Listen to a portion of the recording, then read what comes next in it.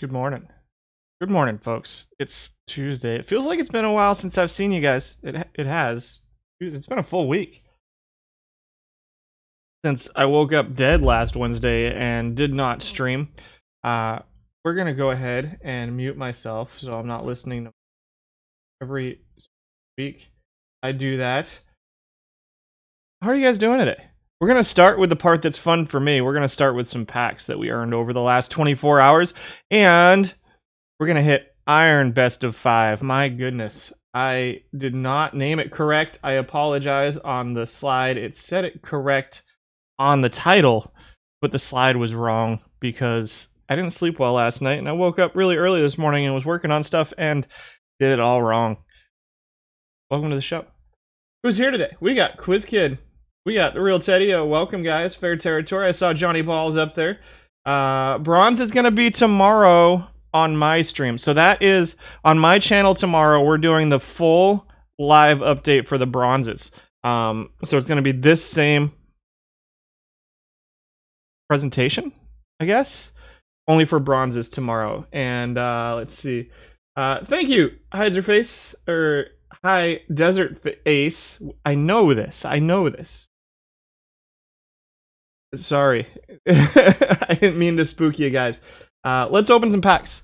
Let's get all of the rambling out of the way here. Still 57 iron unless you're glitched. Who's that? Kyle Lewis is a silver. Kyle Lewis is a 71 rated silver now. Kyle Lewis can't even be used in bronze. We'll get a James Paxton in pack number 1 and a Bill O'Hara. This is my 4th team. This is team number 4. This is the team that runs iron tournaments, and they build the main team just by packs. So winning packs on this team, we won 2 iron tournaments over the last however amount of time. And so maybe we'll get to upgrade this team a little bit. And good morning, everybody. We'll take an Al Worthington and a Denny Galehouse.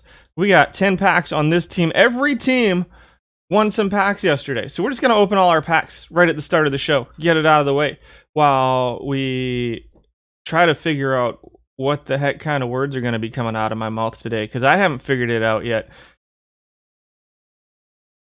Your game was glitched on day 1. It happens. Maybe just restart, download.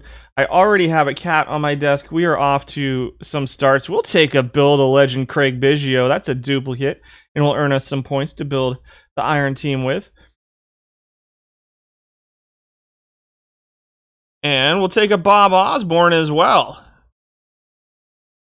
Ryan Sandberg Gold Mission card. That's a solid pickup there. Not a bad set of 10 packs here. Was it just an update client side? Yeah, there were some issues yesterday, I think, but do they roll out the updates over a few hour period? Nope, it all goes Monday morning. The live card updates go Monday morning. Those are our 10 packs with this team that is still mired away in iron. 18 and 13 right now. I don't even know what they did last season. They went 65 and 97 in bronze. Not quite ready for prime time. They need a big win. They need a big Iron Warriors win so we can open like 400 packs. I don't know who's in the Iron Warriors this weekend, but that's what this team is building towards, is that Iron Warriors tournament. We're going to get a win. Let's see who's in it this weekend, shall we? Yeah, those were pretty good packs. Those were pretty solid for a 10-pack set.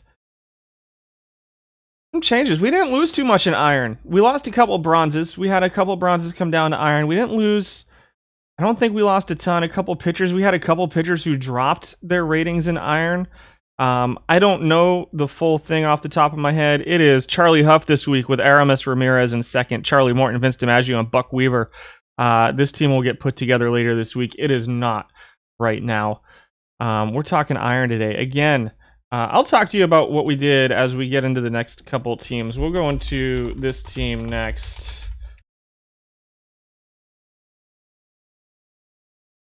Sorry, my password isn't super memorized yet, so I have to think while I'm doing it. So what I did yesterday was all 4 teams. So normally I have a team that goes iron, a team that goes bronze, a team that's in silver, and a team that's like the big money team. They're going for the weekly tournaments, the gold tournaments, stuff like that. The one that, you know, the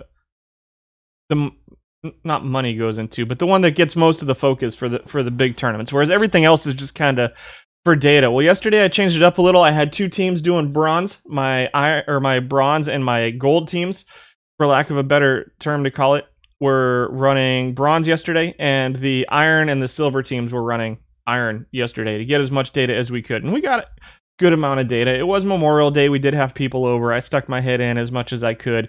Won some packs. We did okay. We did okay yesterday. So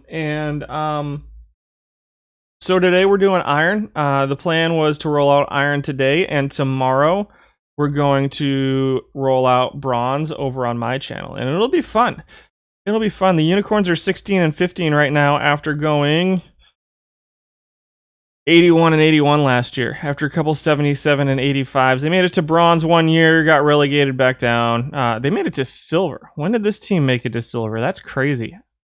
They haven't had any drops. We're going to open 15 packs with them. Solid day for them in bronze tournaments yesterday. Lots of third round exits yesterday. The teams were very consistent getting into the second round.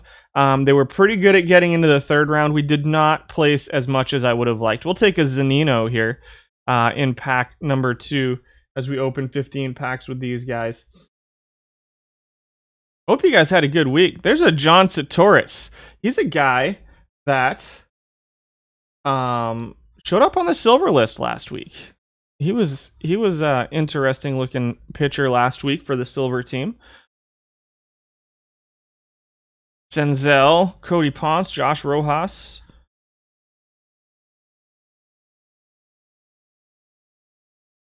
Billy Traber, Angel Mangual, and Frank Bullock. I will say, you guys do love your iron live cards. Tony Kemp is our only bronze in this pack. Everything else, iron. Jabari Blash, Unsung Heroes. Jack Spring, Gary Gray.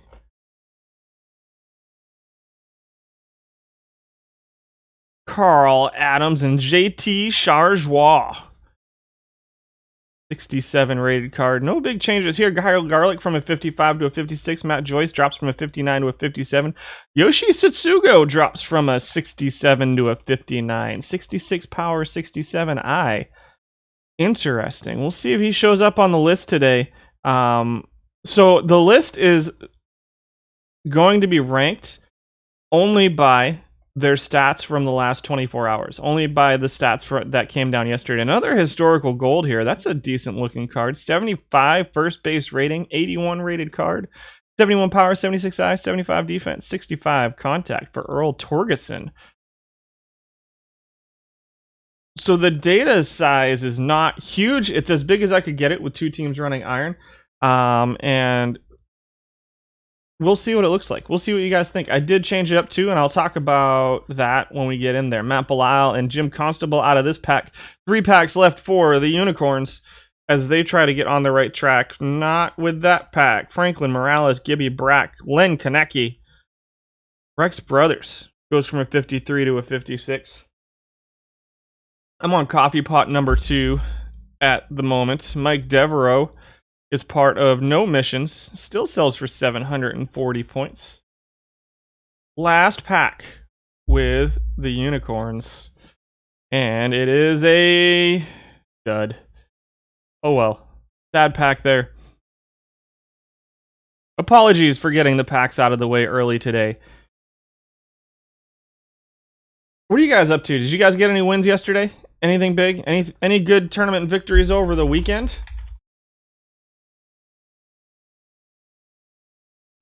We got wiped out in the Iron Warriors tournament on Saturday. Oh, we can get into another silver tournament. Isn't that nice? Let's do that. Silver best of 7. Return. And these are the Bruins. The Bergeron's Bruins. They only have 2 packs. They struggled in Iron yesterday. I threw 26 players on a roster, and it didn't go great. 26 packs for you on Sunday. You got another Freddie Sanchez. Awesome. I love that card. I really want it. I've been trying to get it. Down to 17K. That's nice. He might have to get added. We might have to save up some points for the silver team and see if we can add a Freddie Sanchez to the silver tournaments. There's a West Benjamin, and our first diamond is a good one. It's George Scales. 42,000 point card. That will help the silver tournament team out. They've been waiting for a decent card to sell to finish up putting the team together. Silver cards are expensive, guys. Silver cards are not cheap. So a lot of them are more expensive than the gold cards. That he's not going to go on the main team. I'm gonna just be right up front with you. He's gonna get sold for points. We'll actually just do that right now. Put up for auction.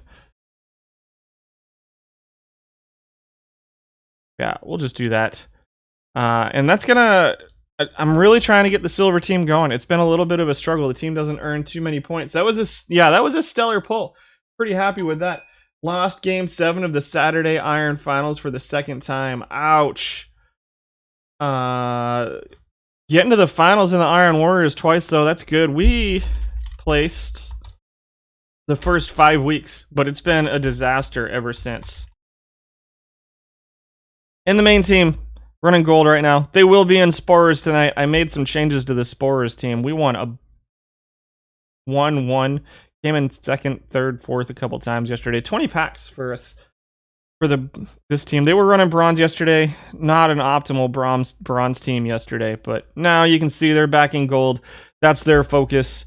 Gold and higher. They'll do some low diamond stuff. I have been working on this part, which we'll go like this and take that down, and that's all we have left for the brand new team missions. This is what I worked on this team all weekend, and all we've got left is 70,000 points worth of silver Yankees that we need to figure out how to get. So maybe we'll get one of these guys today. We need a Rube Manning, Art Ditmar, Ralph Terry, Steve Roser, Herb Panic, and Chen Meng Wang. We need 4 of those today out of these 20 packs. Do you think we're going to get it? I don't think we're going to get it. Letting the AI set up lineups means putting live cards into it with a high overall rating instead of historicals with a bit of lower overall ratings. Yes. You have a Freddy for me? We'll hold off on that. Gold, yeah, the gold special editions are super pricey, but the silver cards are pretty expensive. There's a lot of 6, 7, 8,000 point silver cards that get used in silver. There's a Build-A-Legend Hanley. He'll get sold.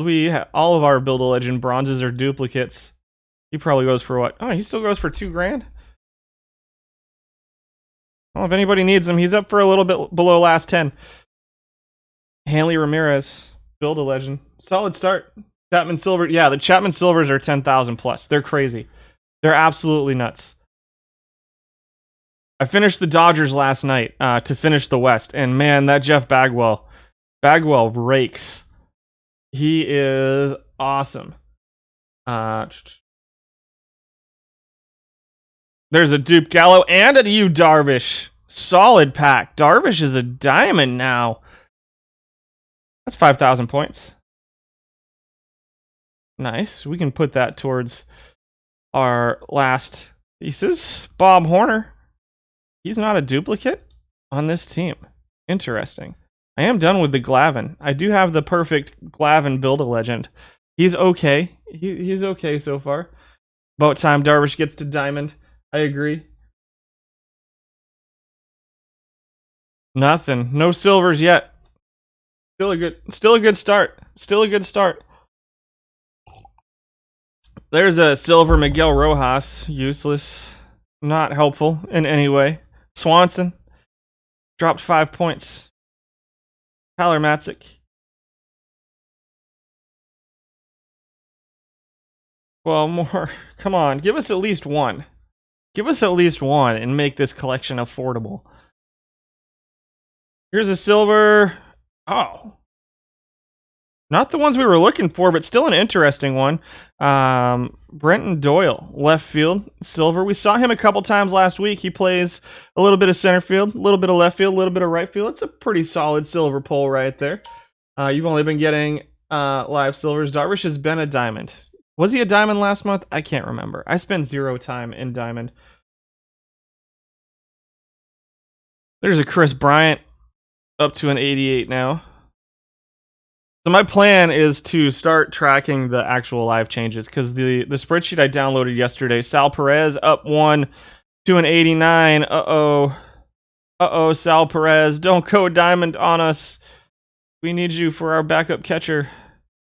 Bill Campbell. Not helpful. Boston, Charlie Hayes. Duplicate Charlie Hayes, part of Ryan Sandberg. That's a 3,000 point card. Let's throw him up for auction. We're getting to the stats, guys. I promise. We got 7 packs left. And then we're going to get to the stats. I know. That's what you guys are here for. There's a Dice K. That's a new card for me. I didn't have that card yet. Part of Mike Cameron. The gyro ball. I got to see him pitch a couple times in Fenway. Those were long nights. Benintendi. Davinsky. Martini. Lots of eyes. Dansby drops from a silver to a bronze. He might have done that. I think he did that last month. I can't remember. Bryant deserves to be a diamond? Maybe.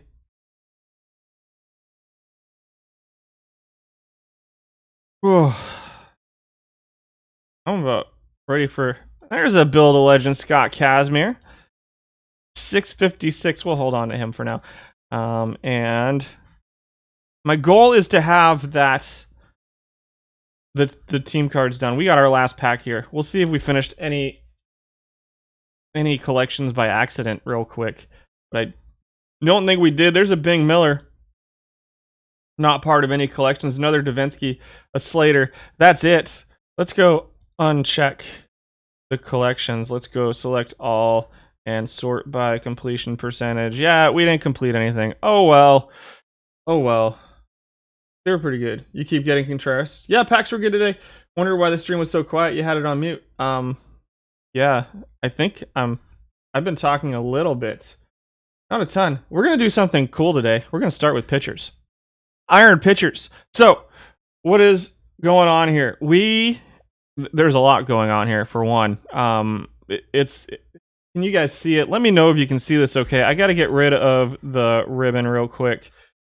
I forgot that I did something right before we came live and had to bring up my formula bar. Let's fix that.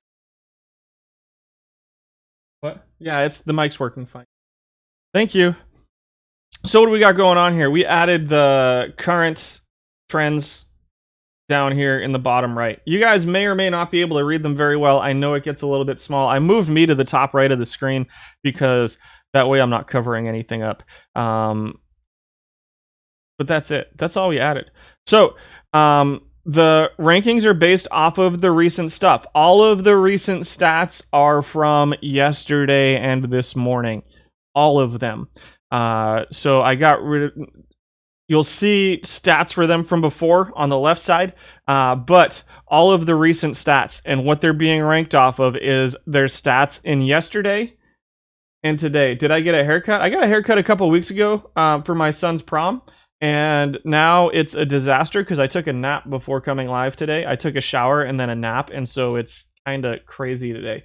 How come some of the Build a Legend sell for less than 700? The reward of one pack is worth more than the card. Because they're out there now, and they're not super useful.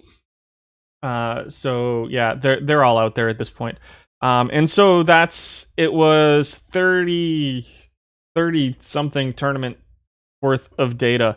So if they didn't get used enough, they may or may not be on the list. You're going to see some offensive positions that don't have a full set of 10. I think it's just catcher. I think everything else has at least 10. Minimum 200 innings over the last 30-something tournaments based off of yesterday and today. Minimum 400 plate appearances, and I may adjust that depending on... I will not adjust it for catchers, but I may adjust that for once we get into first baseman. We're gonna see how that goes. Everything else is pretty normal. Everything else is, what you've come to expect from my streams. And so, yeah, that's what we're looking at. Matt Harvey came in number 15. So right now, the meta, we got 33% You can see down here. So let me zoom in on this real quick. So remember, we're at 110%. I'm going to zoom in on this real quick so that you guys can see it. This is all time. So all time, the batters are at 33% lefty, 56% righty, just under 10% switch hitters. Not a lot of change between then and yesterday. So 35% left-handed hitters, 53% right-handed hitters, 10% switch. The biggest change that we saw is in starting pitching. Before yesterday, we were seeing almost 50% lefties and 50% righties. And for some reason, we've gone up to 67% right-handed pitching and 32% left-handed starters over the last 24 hours. And relief pitching is about the same as it was before. It was 72-27 towards righties. Now it's 69-30. So not a lot of change there in the relief pitchers. But I just wanted to make sure we got a good zoom out on that so you guys could see kind of what's going on. This little guy here, you can ignore him for now. We'll talk about that guy in a little bit. I need to move this over to right about there. Perfect. I like it. Because a lot of people are, but others are still 3,000. So yeah, so there's some perfect Build-A-Legend cards that are more useful than other Build-A-Legend cards. So those ones, and more like the silver and the golds are really, really good too. So the ones that are expensive are generally ones that people are using in silver tournaments and gold tournaments, such as the Pete Rose, such as the Tim Raines. They're still pretty expensive on those Build-A-Legend cards. Whereas the Casimir, the only Casimir that's that's kind of useful really right now is probably the Perfect. And even the Perfect is one of the lower rated perfects out of the Build-A-Legend. So that's why you're seeing like the Casimir at 850 while the Raines is still 3,000 or the Rose is still 4,000 or something. It is a little bit of it's a little bit weird. It's definitely a little bit weird, but Perfect Casimir as a lefty specialist works well for you. I can absolutely see that. Perfect Negge. Yeah, the Negge is not great. But that's why you're seeing some of the bronzes still be pretty expensive and some of the bronzes be pretty cheap because people just don't need them because there's no reason to. The thing about the Build-A-Legends right now is that the only reason to finish it is for the Perfect and then for the team reward, I guess. You're gonna have to build eventually, I think, but I don't know if those rewards. I did not get to pay as much attention Thursday as I wanted to, so yeah, that's where we're at right now. A lot has to do with scarcity too. Collections with only 5 cards are generally more expensive. Correct as well. Matt Harvey, number 15. Out of 15 qualifiers, we had 15 pitchers. Oh, that's another change I made. The cutoff for starting pitchers now, instead of being start percentage, is innings pitched per game. I cut it off at 4. So anybody with more than 4 innings pitched per game got listed as a starter. Anybody with less than 4 innings pitched per game got listed as a reliever. I'm trying that out this week to see how it goes. I'm not sold on whether I'm going to go back to start percentage or innings. The reason that I did that is because there is some follower stuff going on. So I feel like just going by start percentage probably wasn't encapsulating those followers. So anybody with more than 4 innings pitched per game is going to be listed as a starter. And so, yeah, that's where we're at there. Matt Harvey dropped to a 58. All 276 innings pitched for Matt Harvey came in the last 24 hours. A 443 FIP is 15th out of 15. How is he 16th out of 16 in home runs per 9? That doesn't even make any sense. He's really bad. He lets up a lot of home runs. The ERA isn't very good. Matt Harvey is probably not your answer at starting pitcher. 15th out of 15 this week over the last 24 hours for Matt Harvey. Yeah, it wasn't my idea. Somebody brought it up last week. I don't know if it was you or somebody else, but somebody in the stream brought it up last week, and I thought about it while I was putting stuff together yesterday. I was like, I really think this is probably the way to go. And people are running 4 or 5 starters with the fatigue nerf.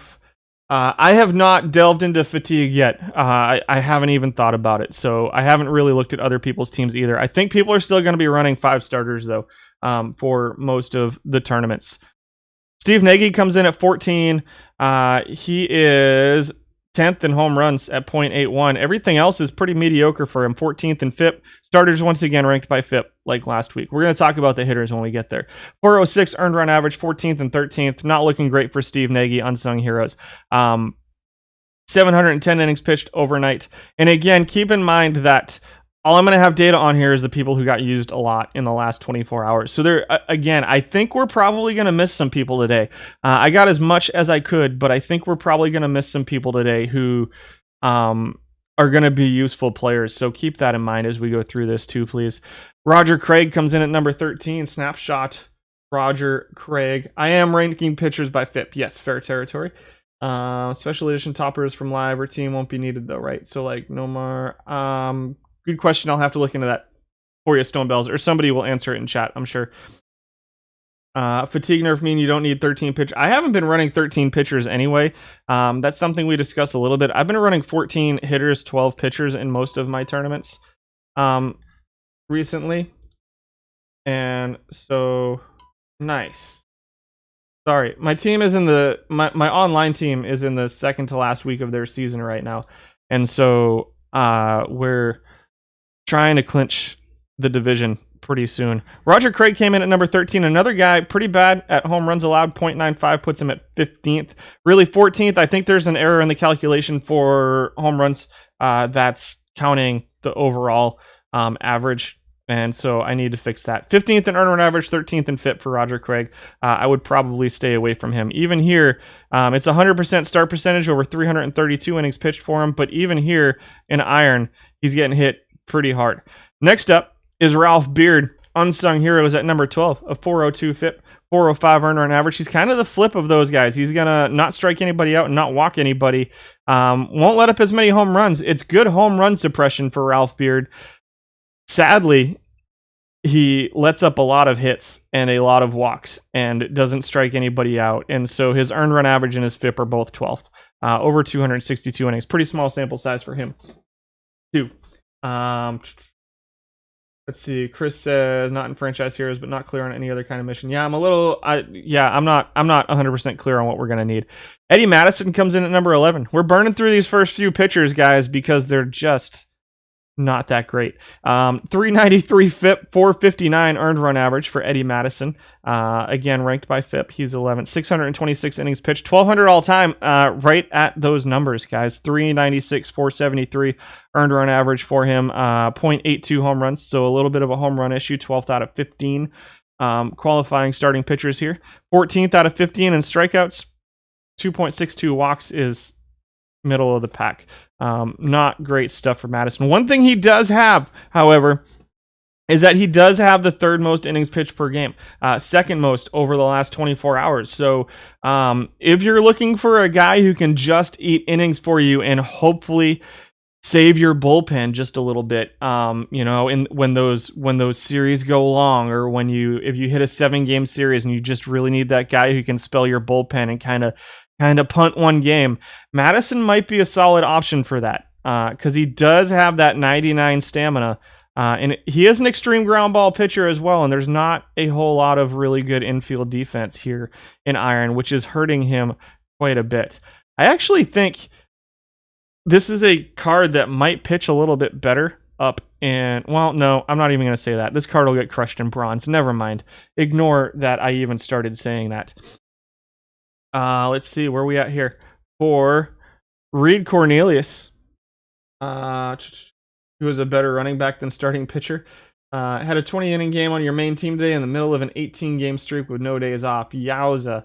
That's rough.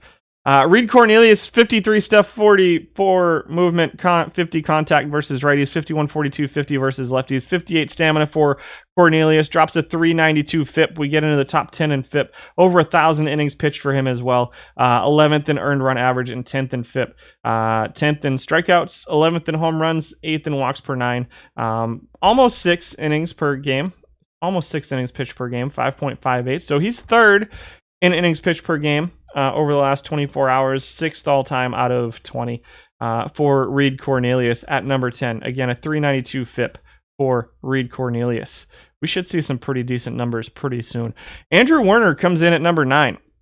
This is a guy with a 69 stamina, 91 hold runners, 57 stuff, 52 movement, 48 control versus lefties, 58 stuff, 49 movement, 46 control versus righties. Unsung heroes from 2012, 51 sinker, 54 change, 80 curveball. He's a guy that's been a little bit of a mainstay on a lot of teams. He's been on my team quite a bit.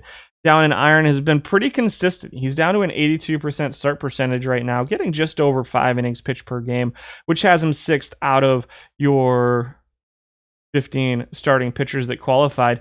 Top 10 in every category that really matters, I guess. 9th in FIP, 9th in earned run average, just 0.75 home runs per 9, which puts him top 5, 8th in strikeouts per 9. The walks are a little bit of an issue for him. You can see the control a little bit lower than everything else. He's a little bit different than your typical iron pitcher that we've seen over Perfect Team in Perfect Team 21 and 22. No Torgonius. We're not using that guy in what was it? In bronze. And so Werner's been a little bit of a mainstay, pretty consistent pitcher, 3.81 FIP for him. And number 8, Joel Payamps switched to a relief pitcher and dropped to a 45 overall card, guys. So keep that in mind. We are not talking cap tournaments today, but Joel Payamps dropped to a 45. What was he before? I don't remember what he was before. That's something that I'm working on, is being able to track previous numbers and whatnot. But keep that in mind for cap tournaments, because Joel Payamps is, he's been pretty consistent over the time I've seen him. A little bit lower start percentage, down to 4.12 innings pitched per game here. So he's got the lowest innings pitched per game among qualifying starting pitchers, but is number 4 in home runs, number 4 in walk suppression. Not great in strikeouts, but his ERA is number 1 as well. So he was a high 50s before he dropped to a 45, and so the FIP actually improved overnight. I don't know if that's something he's going to keep up. It is a small-ish 260 innings pitched sample size for Payamps, so don't expect it to stay necessarily at 377, but I'm really interested to see what people get out of Payamps. Again, number 1 in earned run average is pretty solid. He's a neutral pitcher, normal. You know, a little bit, the stuff is better versus righties, and you can obviously, the batters are leaning a little bit towards righties right now. 46 movement. I think he gets used as a specialist a little bit out of the pen, which might be helping his earned run average just a bit. Again, you can see the lower start percentage is probably helping that FIP and earned run average out just a little bit as well for him. But keep that in mind. He looks like an interesting cap tournament pitcher, perhaps iron cap, maybe bronze cap, depending on what you're trying to fill the back end of your rotation or your bullpen out with. Number 7 is Felipe Lira. 300 innings pitched. Come on, really? Here we go. I'm going to sneeze in a minute, and I apologize in advance. Never mind, it went away. Second in home run suppression for Felipe Lira. I don't remember seeing him before. Only 300 innings pitched for him right now, but a 373 FIP, a 411 earned run average. The earned run average is way behind for whatever reason. Bad defense behind him, perhaps. I don't love the looks of this card all that much. 49, 46, 53 versus lefties, 54, 50, 54 versus righties. Fastball, cutter, change, slider. I mean, they're all kind of okay. The stamina's a little bit high. 68% start percentage, 11th in innings pitched per game. He doesn't pitch a ton of innings. Control looks okay.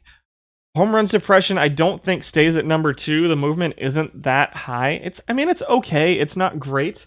And so yeah, that's pitched well so far with a 373 FIP, but you can see that ERA a little bit higher. Felipe Lira comes in at number 7. Number 6 is Justin Dunn, our first proven winner alert of the day, and look at that. He is your number 1 most used starting pitcher over the last 24 hours and an all-time proven winner. For those of you who weren't here last week, proven winner is, well, let's just talk about it real quick for anybody who wasn't here last week. So what I started doing last week, because I had a little bit of free time, was I started going through and tracking where players went in each tournament. So I tracked how many appearances they had, how many teams they played for over the given amount of tournaments, how many times they made it to the second round or the third round of the semifinals, finals. Obviously, it's a little bit different for the best of 7, 5-round tournaments and whatnot. And then I looked at how many. So they get a maximum of 4 points now. So you get second rounds worth 1, third rounds worth 2. Should be 5 something. Yeah. So it should be second round, third round finalist, and then whatever. It changes because it's iron. I just didn't change the names here because I just pulled the template. But everything is fixed for the iron. So I go and I say they have this many points available. So if they're in 10 tournaments, they have 40 potential points available. I look at how many they get. If they're in the top 100 of players being used, I look at how many they get. Oh, spoiler alert. And the top 20 get what is called a proven winner alert on our thing, which is not on this screen, is in fact on this screen. It pops up here and it pops up here. So what this is saying is that Justin Dunn averages getting 30%. So he averages about getting into late second, third round in every tournament appearance he has for his team. So his teams perform very, very well. Can I extract from the data what round they went to, or did I do that manually? I do that manually. So I won't go too far in depth, but basically what I do is I look at, I have 4 different sheets that I have to use for it. And I look at team wins, and then I look at who is on the team. And then, so like the first round exits will be teams with, in this particular tournament, teams with less than 3 wins. The second round teams would be teams with 3 to 5 wins. The third round teams would be teams with 5 to 7 wins for iron. And obviously it changes for the bronze or the silver or whatever. And then I look at that. So he probably needs pitch around, turn down, which he doesn't do in real life. Yes. So agreed. And here's the thing with Dunn is he's got some pretty big splits as well. So right now, with most of our hitters being right-handed, this is probably pretty good. You got to turn the pitch around down, obviously, to keep the walks in check. And even still, he struggles with walks, but top 5 in strikeouts, top 7 in home runs. I'm not gonna. It's actually not a lot of work. It's a lot of work to get set up. Well, honestly, it wasn't a ton of work to get set up. Once you get the initial sheet set up, you can just kind of make a copy of it and then adjust what your wins. And so it was just a fun thing. It started off as I was like, I want to look at all the champions out of like 20 gold tournaments, and there was one person in it. And then in my chat, somebody was like, well, that's dumb. He's on all the teams, so of course he'd be on all of the champions. And I was like, you know what? That makes sense. Let's do more with this. And that's what ended up happening. I think it's pretty cool. I don't think it's predictive necessarily, but I just think it's a pretty neat little addition that is there. And so Justin Dunn at 28.36% is our first proven winner of the day. 369 FIP, 353 earned run average for him over 2,000 innings. He's a pretty solid pitcher so far at a 58 rated card. Number 5 is Anthony K, who I believe dropped from bronze to iron, and so he's showing up on our iron lists for the first time. Kind of a similar profile to Dunn. Not exact, but the numbers aren't that far off. You got the high stuff, the good movement, the lowish control, less of a split here. You've only got 2 points of split between his stuff and 2 points in his movement as well. He's dropping a 3.62 FIP and a 3.15 earn run average for Anthony K. He's a fastball changeup curveball pitcher as opposed to the fastball changeup slider pitcher that Justin Dunn was. Dunn is a neutral pitcher while K is a fly ball pitcher. A fly ball pitcher is very useful here in iron because there's still not a ton of power here. He does throw left-handed, which depending on what you're looking for, maybe a lefty out of the pen or in your rotation. Just under a 70% start percentage for him and a 4.47 innings pitched per game. The stamina is a little bit lower than we necessarily want out of our starting pitchers, but what I'm finding is you can stretch these guys that have the 40s stamina out just a little bit here in iron. Anthony K comes in at number 5 with a 315 earned run average, 362 FIP for him.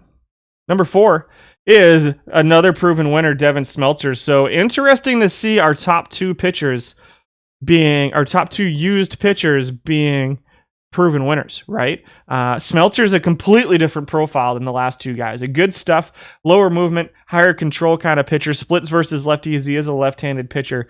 57 fastball, 73 changeup, 68 curveball for him. Neutral, sidearm, 89 and 91. This is your live Devin Smeltzer. He's now a 57. Fourth and FIP at 357. Sixth in earned run average at 347. And guys, those numbers are almost exactly in line with his all-time numbers. He has been a very, very consistent performer in iron from the get-go this year, and I really think he's one of those top 3 or 4 pitchers in iron that you should probably continue to keep putting in your rotation. Also very cheap. Number 3 is Eric Swanson, another guy who's been pretty consistent. Dropped off a little bit, down to 8th most used over the last 24 hours. I believe he switched from a starting pitcher to a relief pitcher as well. And so he dropped to a 51. So another guy, maybe look at in a cap. I think I would. I'd have to look into the numbers a little more deeply because that movement is really low. He's 14th in home runs per 9. It's a terrifyingly low movement to me. If you're starting to think about throwing him in like a bronze cap tournament or a higher cap tournament than that, I think he can probably work in an iron cap tournament still, which is nice. Swanson's ratings dropped a lot. They did. He dropped from a 56 to a 51. You're watching in Korea. Man, I miss Korea. Witching Hour. Gotcha. Hey, thanks for hanging out with us, Rez. Appreciate it. Hopefully we'll get to see you next week. And again, if you're interested in bronze, it'll be on my channel tomorrow. And so Swanson's a little bit scary going up to bronze. I think that even in bronze, he's going to get hit pretty hard. But I think he could work. He's working here in open iron, and I definitely think he can work in a iron cap format. And I think that his ratings drop. That 5 points is huge down in iron, in an iron cap tournament. You're talking halfway from a 56 to a 46, right? Which is super useful. And even a 51, so it's a really good. I do have Johnny Balls. Are you kidding me? Do I have a Twitch channel? Johnny Balls has been one of my longest viewers, so I appreciate every time he comes out. He's been pretty busy lately. I don't get to see him as often anymore, but he's one of my longest term viewers. Number 3 in FIP at 341 over the last 24 hours for Swanson. All time, he's number 1 at 333 over 1,300 innings. I like this card. I think that he definitely dropped a little bit, so we'll see. His overall dropped. Again, I didn't do a lot of research overnight on the individual ratings drops. I know, like, I looked at, like, Kyle Lewis obviously was a big one I looked at because I was like, whoa, 57 to 71, what happened? And his ratings are exactly the same almost. They just switched him to a center fielder. So I think that, I don't know how much Swanson's individual ratings changed, but he's obviously still pitching well over a decent, smallish sample size, but, he's been pretty consistent. I'm almost positive he switched from a starting pitcher to a relief pitcher too. Number 2 is Seth Romero, proven winner at 30%. He's our first 30% player in points made up. And very good stuff for Romero. Number 1 in strikeouts per 9. 341 FIP, which is right in line with his all-time. 800 innings pitched overnight for him. 335 earned run average. 4th in whip at 1201. Again, the innings pitched is a little bit low, but that's okay here in iron because the relievers are just as good as the starting pitchers too. So that's another thing to keep in mind is, I think that this is a number that's going to be more important in like silver, where the relief pitchers aren't necessarily as good, or there's not as many starting pitchers that get used as relief pitchers up there. And so, you're seeing fastball change slider, 3 pretty good pitches for Romero, 85 stuff, 75 versus righty, 61 movement, 53 versus righty. So a little bit of splits here, which is he's probably getting a little bit of bullpen use as a specialist as well, which is probably bringing his numbers and improving his numbers just a little bit. But overall, Romero's been a pretty solid starting pitcher as well. Over 74% start percentage and 4.5 innings pitched per game. Your number 1 starting pitcher in iron is, with the live update, 42 rated Alex Young, listed as a relief pitcher. 5 pitches, fastball, sinker, cutter, changeup, 59 curveball. He's your third most used. He has a 32% points percentage. 4 of our top 10 starting pitchers made it onto the proven winner list for overnight. 458 innings at 336 FIP, 313 earned run average, number 2 in strikeouts per 9, number 6 in home runs per 9, just over 3 walks. Control is a little bit scary there. People are probably having him pitch around a lot because of the very low movement. Yeah, you're going to want him to pitch around a lot. But number 1 in whip for him. And number 7, 4.87 innings pitched per game, a decent stamina, good hold runners, 5 pitches. He is goodness. He's a holdover from last week. Best pitcher in iron is anyone pitching to Ali Sanchez, we say. I don't hate the looks of this card. Again, the movement's a little bit low. I would not use him in a bronze cap. This feels like an iron cap starting pitcher. Just a really good starting. I mean, these are good ratings. I know that we're looking at like the Seth Romero with the higher stuff, the higher movement. We've got the Swanson with decent stuff, but he's pretty similar to that Swanson, right?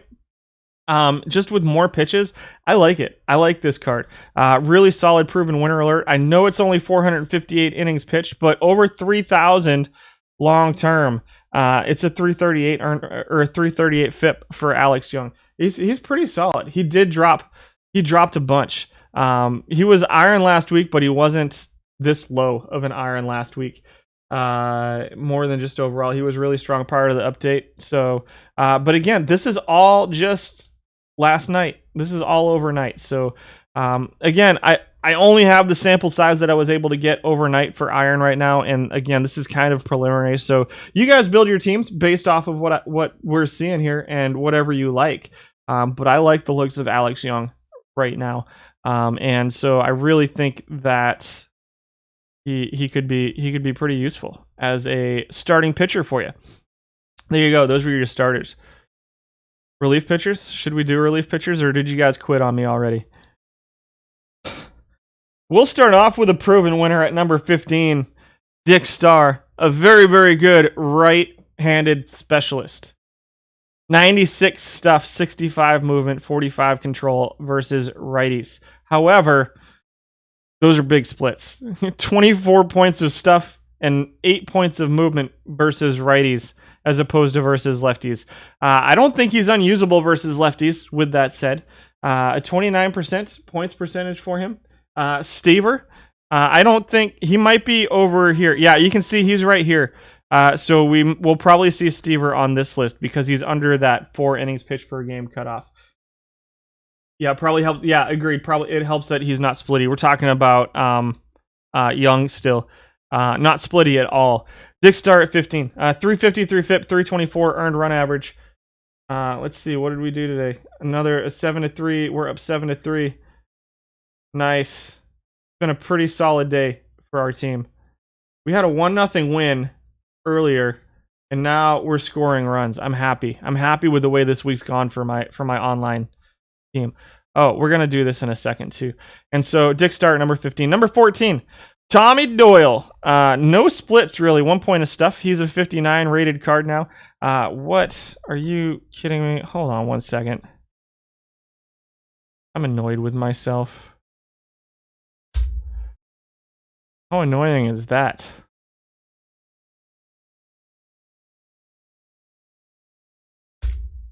There, that's better. We don't need all that jazz. 978 innings pitched. Tommy Doyle is your 6th most used relief pitcher of all time. 4th most used this week. He is at a 59 rating, 352 FIP, 334 earned run average for him, just over 1 inning pitched per game, 1.245 whip. We had 48 all-time qualifiers. We had 30 qualifiers overnight with more than 200 innings pitched. You just discovered that Jeff Mathis is back in perfect team. Yeah, I heard rumors of that, and that his card is likely very expensive right now. Have not seen one yet. Tommy Doyle at number 14. Very good stuff, very good movement. Top 10 in both strikeouts and home runs out of 30 players. So he's a pretty good-looking relief pitcher right now. Odom back, Skybolt back. It's not at the Park 21 reunion. I like it. Brandon Bailey at number 13. With a 346 FIP, 333 earned run average for him over 1,800 innings. He is your most used relief pitcher, which is funny because I don't know that I've seen him before today. Good fastball, cutter, changeup, curveball, slider combination for Bailey. Not really any splits. He can pitch against lefties and righties. Middle of the pack in home runs at .76. Top 10 in strikeouts at 8.8. A 346 FIP, a 333 earned run average. Almost top 10 in whip, 1189. 3.5 innings pitched per game. So keep that in mind too. A little bit higher stamina. Pretty high starting percentage at 51 and 3.5 innings pitched per game. So out of the bullpen, you might be able to expect even a little bit better numbers than this out of Brandon Bailey as well. So something to keep in mind. You see Bailey Fairmount starting as well. Yeah, he's right at about 50% start percentage. So that's probably dragging his numbers down just a little bit. So he might actually be a little bit higher than this. That might be something that I think about accounting for in the future. Number 12, Randy Dobnak. 2021 MLB Live Randy Dobnak. 738 innings pitched overnight. He was your third most used pitcher. No, all time. Seventh most used today, yesterday, last night, this week, whatever you want to call it. 339 FIP has him at 12th. 348 earned run average, 30% start percentage. He is starting a bit with that 64 stamina. He's not starting as much as I would have expected to see him start.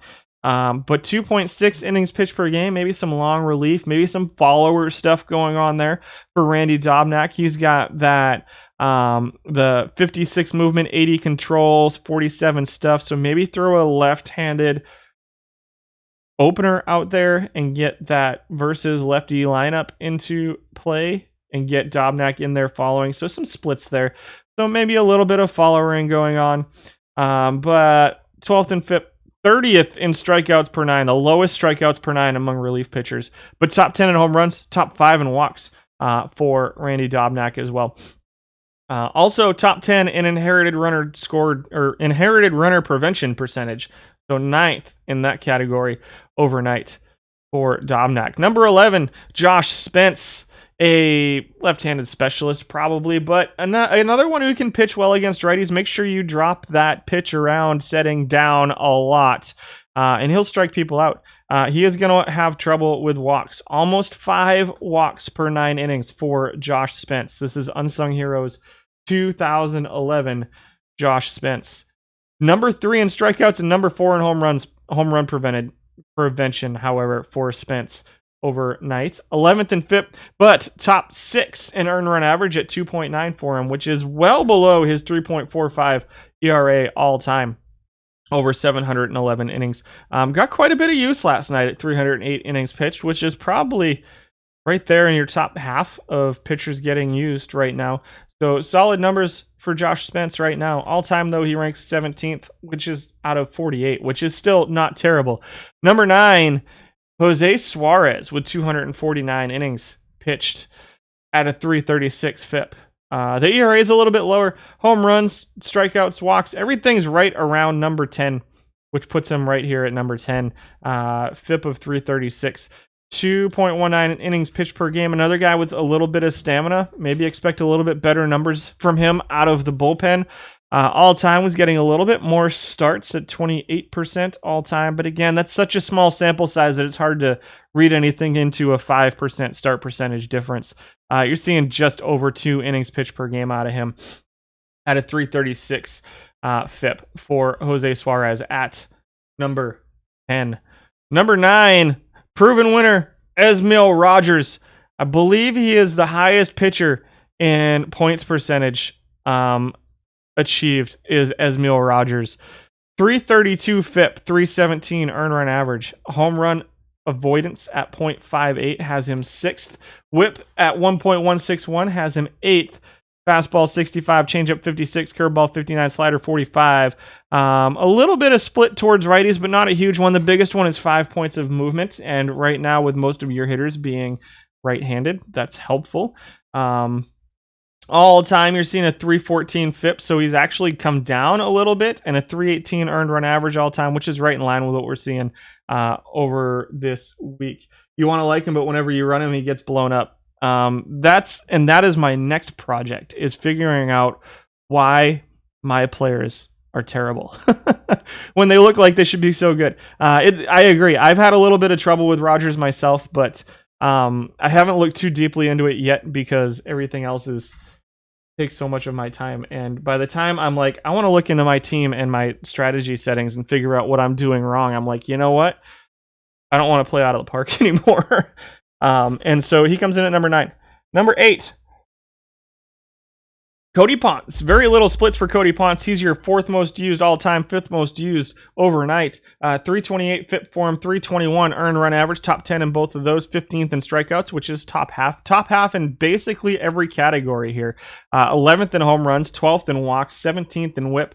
Top 10 in innings pitched per game, so he gets a little bit of starts going on, 25% start percentage. I like him as either a starter or a reliever. I think you can have Cody Ponce pitching for you either way. What's up, Gorgo? Yep, Kyle Lewis is iron.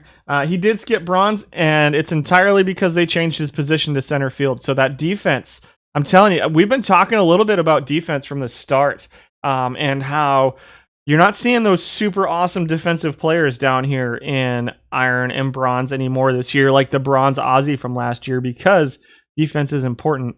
In the ratings, I think it's a little bit more important this year. And yeah, so all they did is change him. His ratings changed by like 1 or 2 points, but they changed his position to center field, and all of a sudden he's a 71 rated card instead of a 57. And everybody who plays iron was very sad. 328 FIP, 321 earned run average for Cody Ponce overnight, which is better than his all-time numbers. So what does that mean? I don't really know. Maybe his ratings improved just a little bit. Bullpen and iron is tiptoeing through minefields. Yeah, it's not great. Simmons is bronze now. Is he? Nice. Drops should be on, but I have nothing to do with drops. They come on automatically. Number 7 is Seth Ellidge, proven winner. Seth Ellidge, with 443 innings pitched overnight, just missed our top 10 cutoff here. Sadly. 74 stuff, 55 movement, 43 control, 73, 53, 43 versus lefties. So very little splits for him. Lower stamina, you're seeing only 2.18 innings. What? Still getting 2.18 innings pitched per game out of Seth Ellidge at a 323 FIP and a 353 earned run average. Both of those numbers right in line with his all-time numbers. The walks are an issue for Ellidge. Make sure you're setting him to not pitch around. He's number 7. Tommy Sisk, proven winner. Lots of pitchers on the proven winner list this week in iron. Tommy Sisk is our next pitcher. He is an unsung hero from 1965. Number 6 in FIP, number 2 in earned run average at 2.63. He's a guy that has consistently outpitched his FIP thanks to being one of, if not the best, at home run avoidance in iron. This is a very solid bullpen card. This is a very solid... he can pitch versus lefties. He can pitch versus righties. You're probably not going to be able to get multiple innings out of him too often, but he's top 10 in whip at 1.189. And the strikeouts are a little bit lower than you expect to see from a reliever. But overall, his numbers have been very good. Top 10 in FIP, number 5 in ERA all time as well, over 1,000 innings. I like this Tommy Sisk card. It's he's not getting used as much as I would have expected him to. And again, keep in mind that the stamina is pretty low, and so the innings pitched right now at 1.15. Some of these other guys on the list that you're seeing may outpitch this in short bursts, right? In your bullpen, the guys who are getting more starting percentage and more innings pitched per game. You had Margot, then added JBJ running numbers. Are they bronze? We'll see about them tomorrow. I haven't really looked into it yet. Cody Reed at number 55. This is an absolute left-handed specialist. Not to the point that he can't pitch against righties, but I would have concerns. I would probably definitely list him in my bullpen as a specialist. 247 innings pitched for him, less than an inning pitched per game at 0.84. Third in earned run average, 5th in FIP, but again, he is probably being listed as a specialist for the 1 or 2 people who are using him. He's not on my team right now. I may consider it. We'll see. I'm going to start working on putting a team together here for the Iron Warriors tournament in the next couple of days. The strikeouts are middle of the pack, walks middle of the pack. Home run suppression is fantastic from him. Again, versus lefties, he's going to be really good. Versus righties, it's probably going to be a little touch and go. So if you're facing a well-constructed lineup, you might be in trouble. This is a guy who, in all honesty, might be an interesting option as an opener for some of those very heavy righty split starting pitchers. Just a thought. I don't use openers very often. Oh, crap. We've been an hour, and I'm not even through the pitchers yet, guys. Whew. I guess we did do packs already, so we're not too far behind. Tommy Malone! Hi, Tommy Malone. Welcome back. 299 FIP, 285 earned run average for Tommy Malone. This is your prototypical perfect team iron pitcher. He's at a 40% start percentage almost right now, 3.1 innings pitched per game, which is 7th. There's a lot of relievers that are used as starters as well. 285 earned run average, 299 FIP. What can you say about Tommy Malone? Welcome back, Tommy Malone. The number one control pitcher right now, 1.23 walks per 9. Home runs will be a little bit of an issue, but still like 0.87 versus 0.6 or whatever. Really, it is what it is. And so strikeouts per 9, just outside the top 10. Malone looks good. Welcome back, Tommy Malone, to Iron. Alex Veseya comes in at number 3. This is our first time seeing him in Iron as well. A 297 FIP for him over a 1.27 innings pitched per game. 275 earned run average. I like the looks of this card. I'm not going to lie. 86 stuff, 47 movement, 50 control for Veseya. 78 fastball, 87 change, 64 curveball as well. I think this looks like a pretty decent card out of the bullpen here in Iron. A 9.82 strikeouts per 9, a 0.66 home runs per 9, walks in the top half. I can live with that. Second in whip. What is going on with my phone right now? The inherited runner percentage isn't great at 24th out of, 30? 36th out of 48 all time at 69.52, so that's not great. But otherwise, everything looks pretty good to me for this Alex Veseya card. Reverse splits, slightly. Yeah, it's a little bit of a reverse split. It's only 3 points, though, so it's 3 points of stuff, 1 point of movement, which isn't huge. But yeah, you've got those reverse splits going on there. This is a solid looking card. I like the looks of this Alex Veseya. Number 2, Stephen Tarpley. 297 FIP, 333 ERA. That is a big difference. 0.4 of a point between his earned run average and his FIP. All time, it's about 0.2. He's still top 5 in FIP. 5th in home run suppression. Top 5 in strikeouts per 9 for Tarpley. Walks are a little bit of an issue. Huge splits versus lefties. So the question then becomes, how many left-handed specialists can you have on your team? Probably 1, maybe 2, but probably 1 at this point, with 33% being lefties. And is it going to be Tarpley, or is it going to be, who was the other one we saw? Cody Reed. So you got a couple options. I don't think you want to be running too many left-handed specialists out of your bullpen.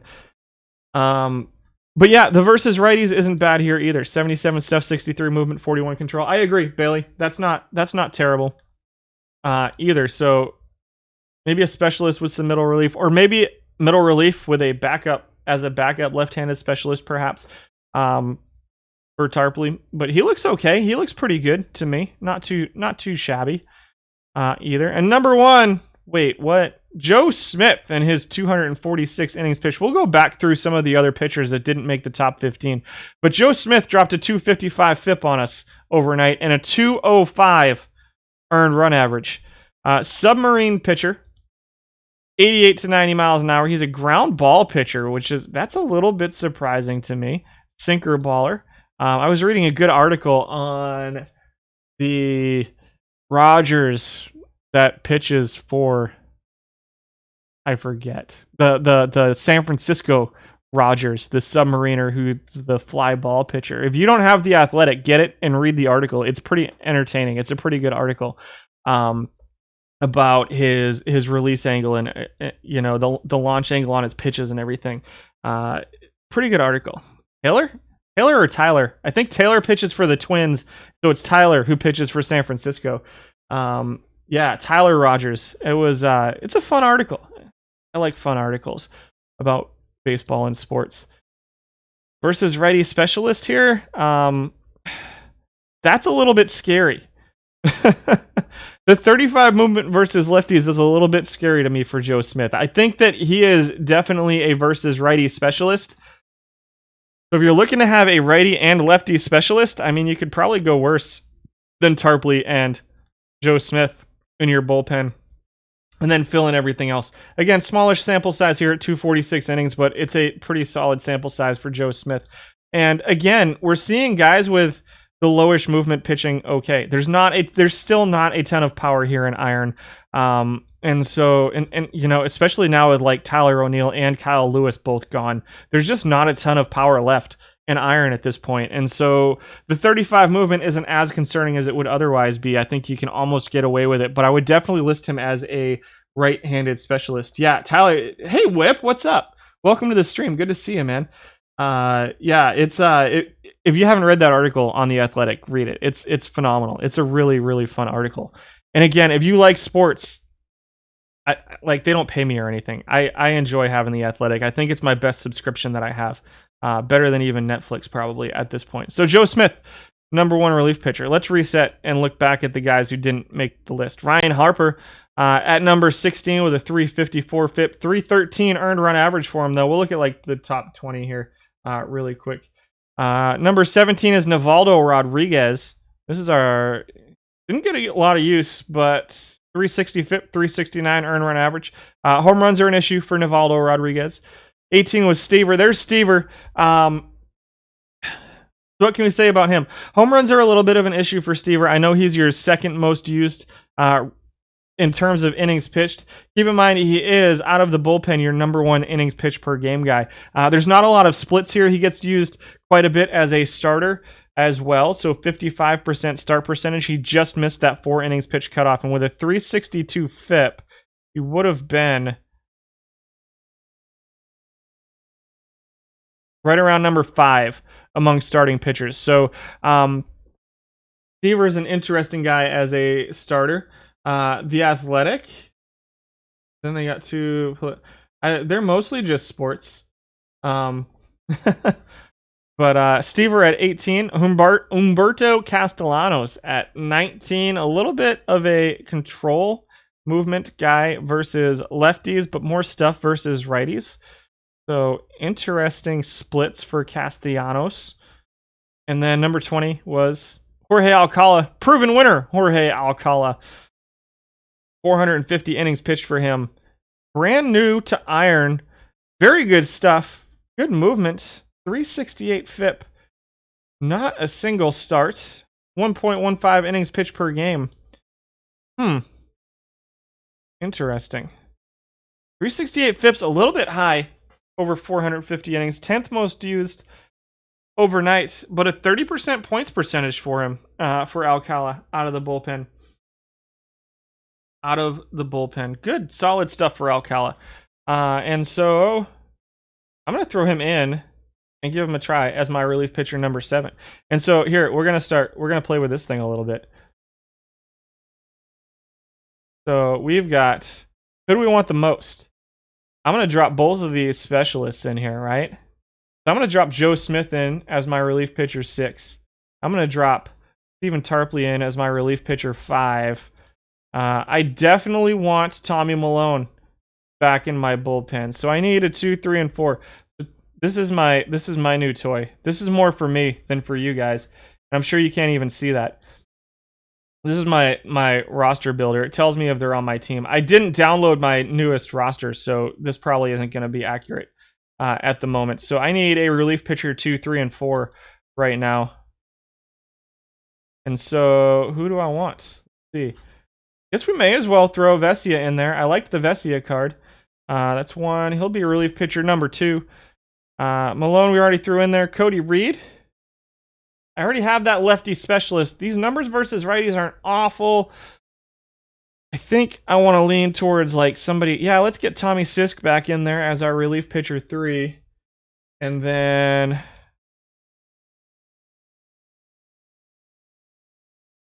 Doyle. Did we get Doyle in there? Let's see. Malone, Ponce, Esmil. I might throw Esmil Rogers in there just because he's a proven winner. Doyle, yeah, I like Doyle. I do like the idea of having Doyle in there, but for now, I'm gonna go with a proven winner. I'm gonna get Esmil Rogers in there and see if we can't figure him out. So he's gonna be relief pitcher number 4 for us. And so this is my fun little lineup tool where I throw my relief pitchers together, and once I have my roster updated, like my collection updated down here, it'll tell me who's on the team. This is probably pretty close to accurate, in all honesty. And so it tells me what I need to do and who I need to get. I love it. I think it's fun. But again, more useful to me than to you guys. Let's do the starting pitchers too, shall we? Because I have a copy of it here as well. It's pretty cool.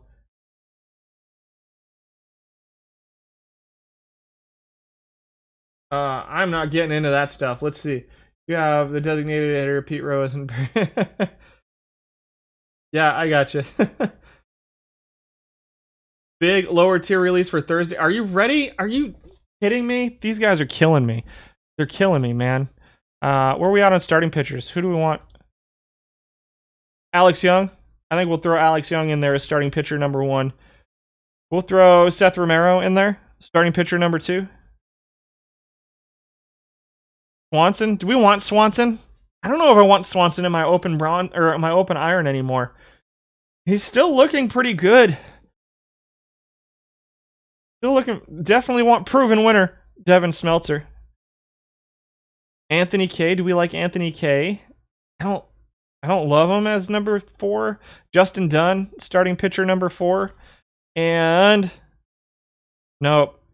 I'm not sold on Lyra. Piamps has dropped. Werner, nope. Okay, I guess that's what we're doing. Well, Reed Cornelius, let's see. Who's our other proven winners here? Did we have another one? We did not. There are no good starting pitchers in iron.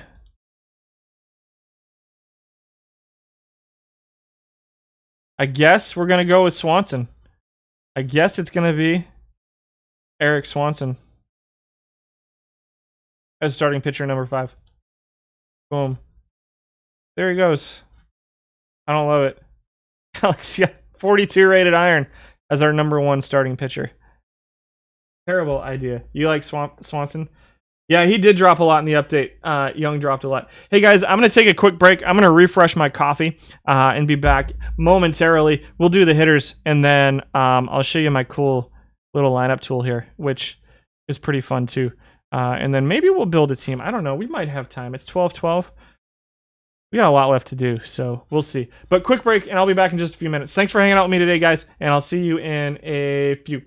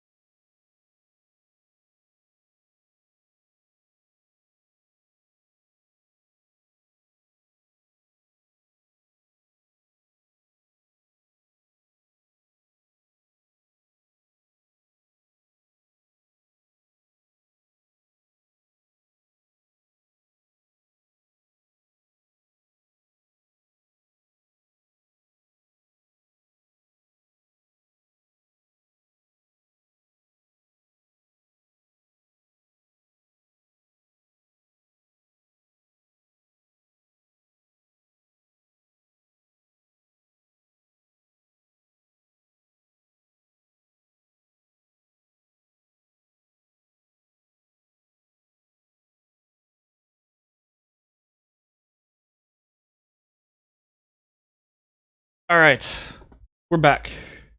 Are we ready to do the batters? Let's see how this goes. I'm really curious to see how this goes. Catchers. We only had 7 catchers qualify. So, yeah, that's where we're at. 400 plate appearances minimum overnight. We'll have both their all-time numbers and their overnight numbers. And then we're going to see, we'll do first baseman and see what it looks like at 400. But I might change it to 600. We might have enough plate appearances there. The reason that catchers got cut off at 400 was because it was the only way I could get more than like 3 catchers. Because you guys have 3 catchers that everybody uses. And then one guy that everybody uses is a shortstop, but doesn't change from catcher. So, Sandy Leone, your number 7 catcher, is a proven winner. Yeah, I'm pretty quick. Proven winner alert. Sandy Leone. I'm not sold on that. He is number 7. Oh! I made some changes. So, they are now being ranked not by WAR. So I adjusted the offensive value. Offensive value is now weighted on base average times 10 plus runs created divided by 2 plus steals divided by 4. That seems right. I don't think that's right. I don't think that's exactly right. But it's a combination of weighted on base average, runs created, and stolen bases for offensive value. I am now using offensive value plus defensive value plus WAR in order to calculate where people rank. And so that's what's going on. And so that's the new rankings. It's not just by WAR anymore. It's probably going to be pretty close to WAR just because of the way everything works. But that's where we're at. So let's talk about Sandy Leone. Sandy Leone grades out second defensively among our 7 qualifying catchers. Actually, that's out of 9 all-time qualifying catchers. 79 arm, 71 ability, 86 catcher rating is all kind of okay. Offensively, he's not great. 7th offensively out of 7. 9th offensively out of 9. All time. Somehow, Sandy Leone is a proven winner. Maybe he's a good backup for Ali Sanchez. I don't know. But 28.09% points for Sandy Leone. A 188 batting average. 291 on base percentage. Number 1 in walks per 600 among catchers. Number 7 in strikeouts per 600 above for catchers. And a 71 catcher ability. He's a pretty good, solid backup catcher for your number 1 defensive catcher. If you're going all in on defense at catcher, Sandy Leone is a guy who can do that for you. Number 6 is Anthony Bemboom. Comes in at number 6. This is a guy, he got affected a little bit by our changes, but still dropped to 2.45 WAR. Or dropped to 5th in WAR. 1,589 plate appearances overnight for him. A 209 batting average, 299 on base percentage, 321 slugging. Does hit some home runs. The weighted on base average at 285 has him 5th among catchers. 3rd defensively, giving you a little bit of offense. He's at number 6. Hits versus righties. I used him for a little bit. I think he's still on the team right now. I probably need to move on from him. Don't love him. Catcher era, he's 4th, but keep in mind there's one guy in here that's messing all that up. So it's probably closer to 3rd in catcher ERA. Number 1 in runner thrown out percentage, though, at 36.47, which is a little bit surprising to me. And then stolen bases against per game at 0.57. 7th offensively among catchers all time, 5th this week out of 7. What are we? Okay, yeah, 251 batting. Yeah, he's well below all the averages for catchers and everything. And so Bemboom comes in at number 6. Number 5. Sal Yvarez comes in at number 5. Him and his 525 plate appearances. Only 724 all time. He does grade out 3rd offensively overnight. Grades out 2nd offensively all time. 20.57 home runs per 600 for him. He hits some power. He hits versus lefties.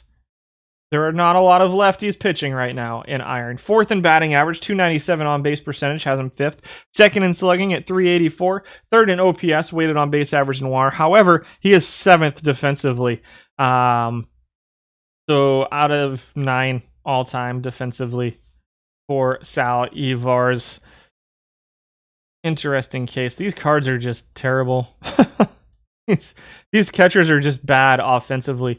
If we're going to be totally honest. Third among catchers in runs created at 71.89. Pretty small 525 plate appearance sample size. Number 4 is the most used catcher out there. I'm going to go out on a limb and say the reason Ali Sanchez isn't a proven winner is just because he gets used on every team. And so he just can't win them all. 17,000 plate appearances all time, 6,000 overnight, which is more than double the next guy.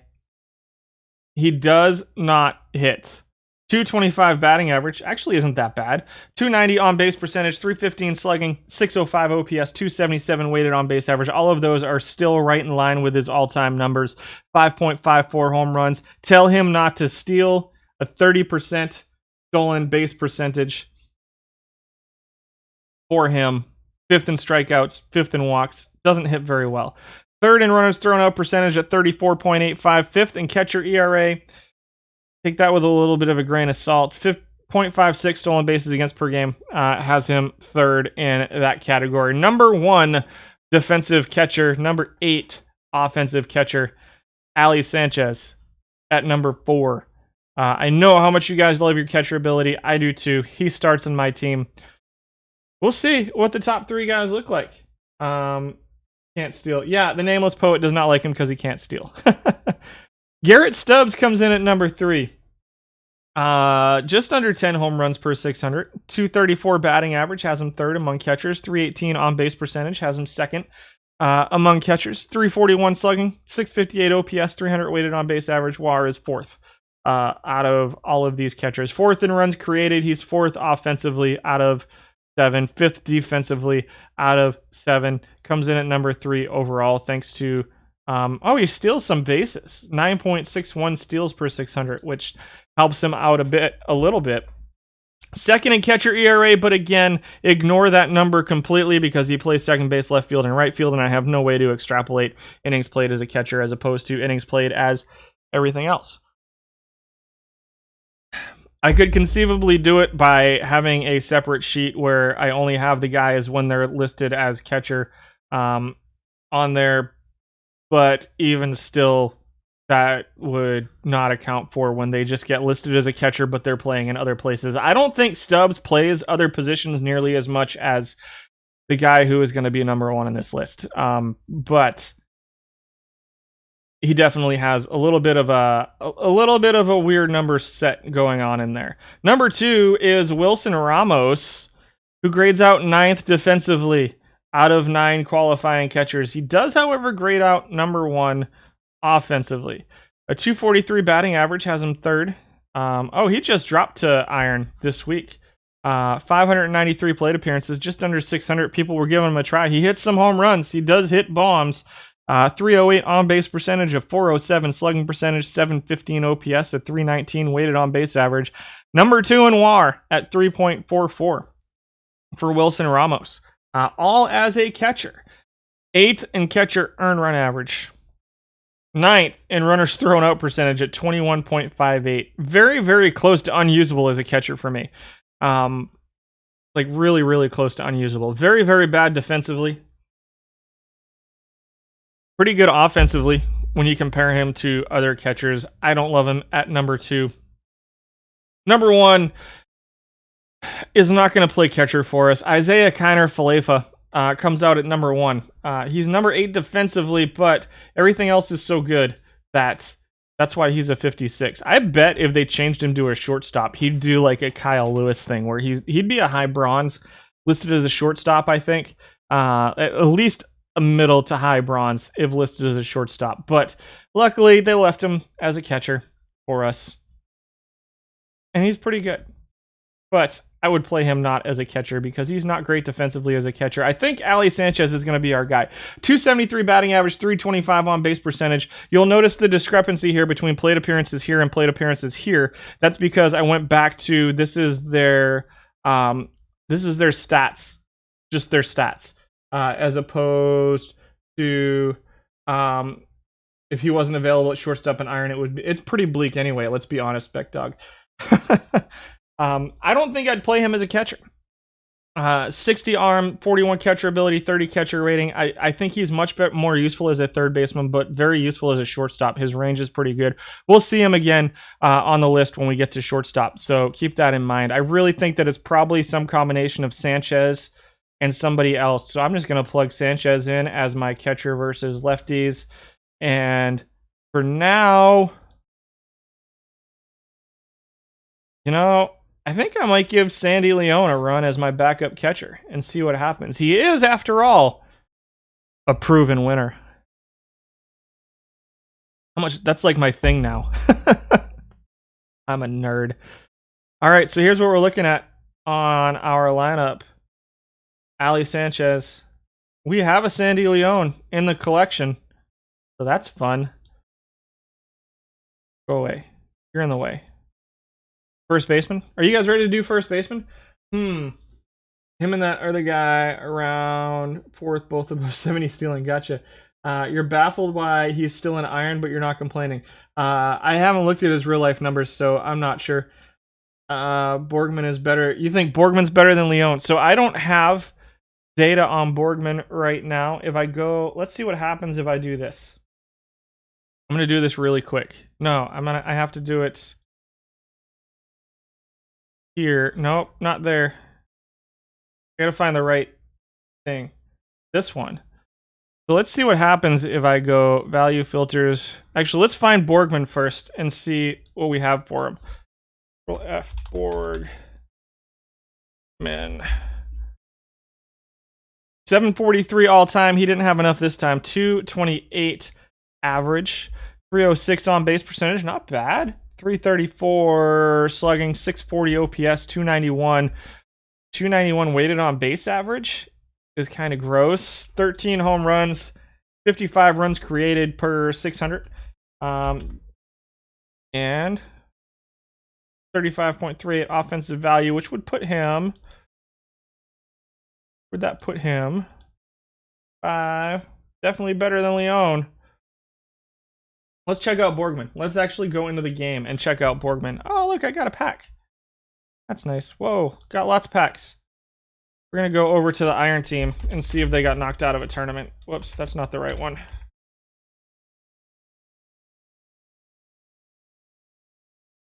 Oh, they're still in it. We did get knocked out of the Iron Cap. Very quickly. Eek. See if anybody in this tournament's using Borgman.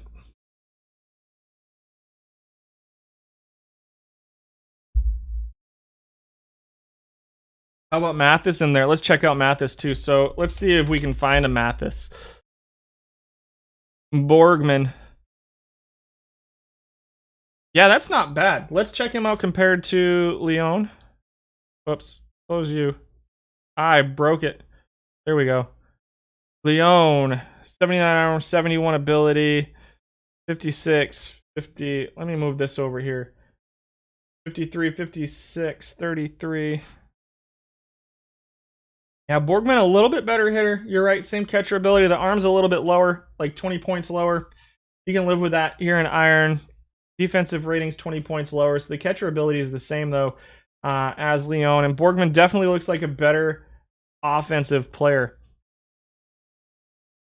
So what I can do there is I can go over here. Where's it at? I need Borgman's number. So if I go to, I do like Borgman better. Let's check out and see if we can find Mathis. See if there's any Mathis available. There's one. Woo! He's a 52. Not looking good offensively. 31 contact, 28 avoid Ks. that you're gonna see like a 18 batting average for Mathis. I don't know that I love the Mathis there. Today or yesterday, you also learned Tyler Flowers was a ball player for about 2 weeks, then retired after another injury. Oh, that's sad. I thought he was gonna have a really good career. Let me do this. I think I like Borgman here. So let me go back to where we saw him, which was here, and grab his 24777. 4777, and we're just gonna plug that in here. 47. I think we're gonna go with that for now. All right, here we go. Ready? First baseman. We're moving on. That's enough with catchers. We didn't have 10 first basemen qualify. We had actually 11 qualify with more than 400 plate appearances. Ryan Mountcastle, who I swear I saw had switched to a bronze, had moved to a bronze, but did not, in fact, go to a bronze. I think he, in retrospect, I think he came down from a bronze to an iron. Ben Boom was like 2 less catcher ability, but better bat. I like Ben Boom too. You went from Borgman to Ben Boom because Ben Boom was a better bat pre-update. I do like Ben Boom as well. So I'll think. You used to play him in bronze a bit. I played him in bronze a bit too.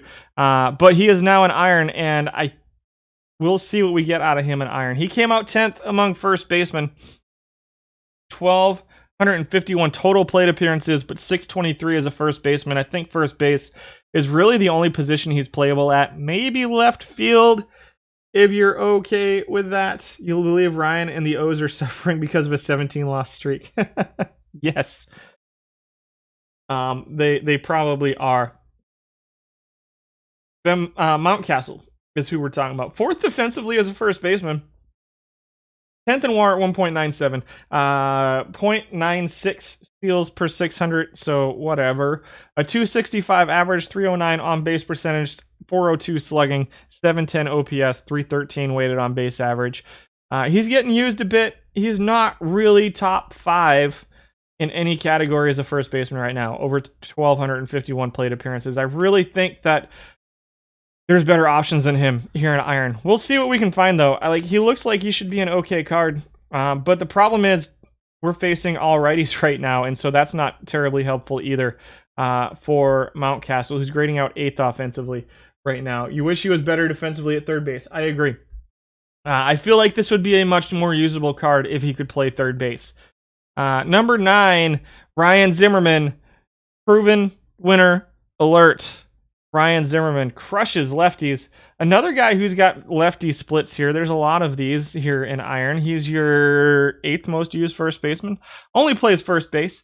I think first base is a position where you can get a really good platoon going, and Zimmerman is a really solid option for that platoon versus lefties. He will not get a ton of plate appearances against lefties because there's just not a lot of them here right now, but I think Zimmerman's a pretty solid option as a platoon at first base versus lefties. The average is a little bit low at 231, but 20 home runs. You got him 6th in on-base percentage, 408 slugging, OPS, weighted on-base average 730, 325, WAR at 300, 8th defensively. Probably better options than him, but I don't think he's a terrible option either as a platoon. I would definitely platoon him if you can. Number 8, Ryan McBroom comes in at number 8. 9th defensively, 6th offensively, 7th in average, 327 on base percentage, has him 5th, 430 slugging. I'm noticing that a lot. There's a lot of levels where there's a lot of guys who split versus lefties.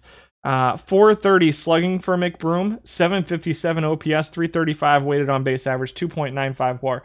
Keep in mind that he gains a little bit of WAR because he plays some right field and some left field.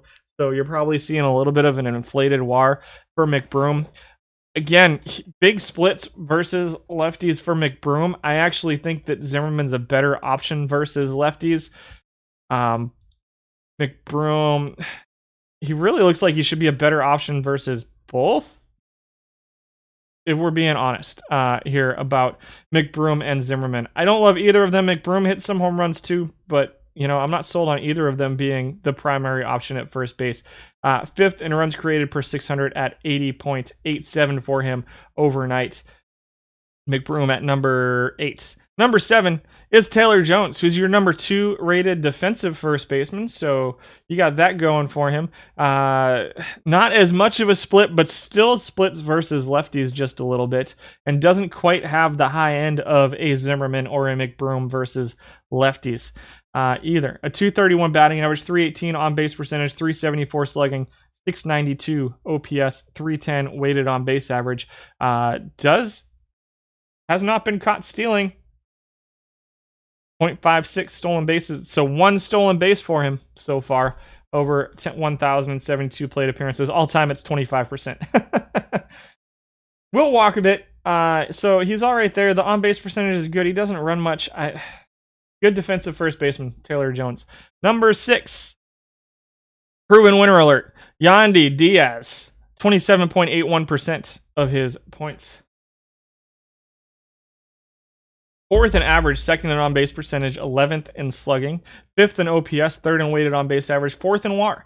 All those numbers pretty much, well, he's new. He dropped from bronze to iron. So there's that. Racked up 2,400 plate appearances this week. Plays a little bit of third base, a little bit of first base. Can hit versus lefties and righties. Welcome to iron, Yandi Diaz. Good on-base percentage, not a ton of power. So I think maybe his bat will play up a little bit at third base if you're willing to sacrifice defense at third base a little bit. But overall, grading out 4th offensively at first base. 3.66 WAR as well. 91 walks, 85 strikeouts. So number 1, number 2 there respectively. 80 runs created per 600 for him. It is a little bit of a lack of power for a first baseman. But the splits are a little bit better. There's not a ton of splits here. I kind of like this. The third base rating isn't so bad. He can't play. Yeah, he can play third base. I think he's. I think this is a usable card for sure here in Iron now. In fact, well, we'll see what the rest of the list looks like. Number 5 is Evan White. Here's your number 1 defensive first baseman, which awesome. We want a guy who plays really good defense at first base. He is your Gold Glove winner from last year in the American League as a rookie. He's a pretty solid defensive first baseman. He is struggling with strikeouts. 10th out of 11 first basemen in strikeouts at 171.37. A little bit of power. 19 home runs per 600. Batting average at 236. 307 on base percentage is 11th out of 11. That's not great. Slugging percentage, OPS, weighted on base average. It's not a great offensive card right now, guys. The splits, not really much of a split, but he's kind of terrible, both against lefties and righties. The 63 power isn't enough to make his power usable, and the 46 contact along with the 28 avoid Ks means his batting average is going to be really, really low, as well as his on-base percentage. So if you're going all in on defense, then if you're just like, I want pitching and defense, Evan White could be an option. I don't love it. I just don't love it. Home runs are for guys that can't steal bases. Silver, best of 7, round 1, game 7. Sounds good, man. Good luck. He's very good defensively. I hope he puts it together offensively because I'm a pretty big Mariners fan right now, and I want to see him succeed. I really want to see him succeed. I know you're playing me. Yeah, good luck. I'm going to tell you good luck anyway. I hope you have the worst game 7 ever. Is that better? Josh Fuentes comes in at number 4. 3rd defensively among first basemen.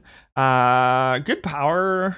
A little bit of good power. The average is a little bit better. The on-base percentage is a little bit better. Splits versus lefties. He's your most used first baseman right now, I guess. Plays a little bit of first, a little bit of third. Looks like most of his plate appearances are as a first baseman right now. He can play third.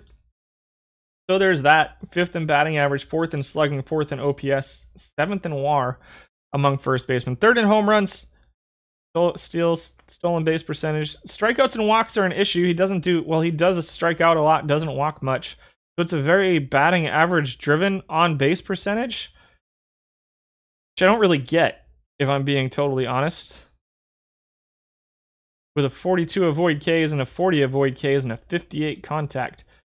I don't know. I guess the contact is just good enough to give him a usable batting average. He comes in at number 4.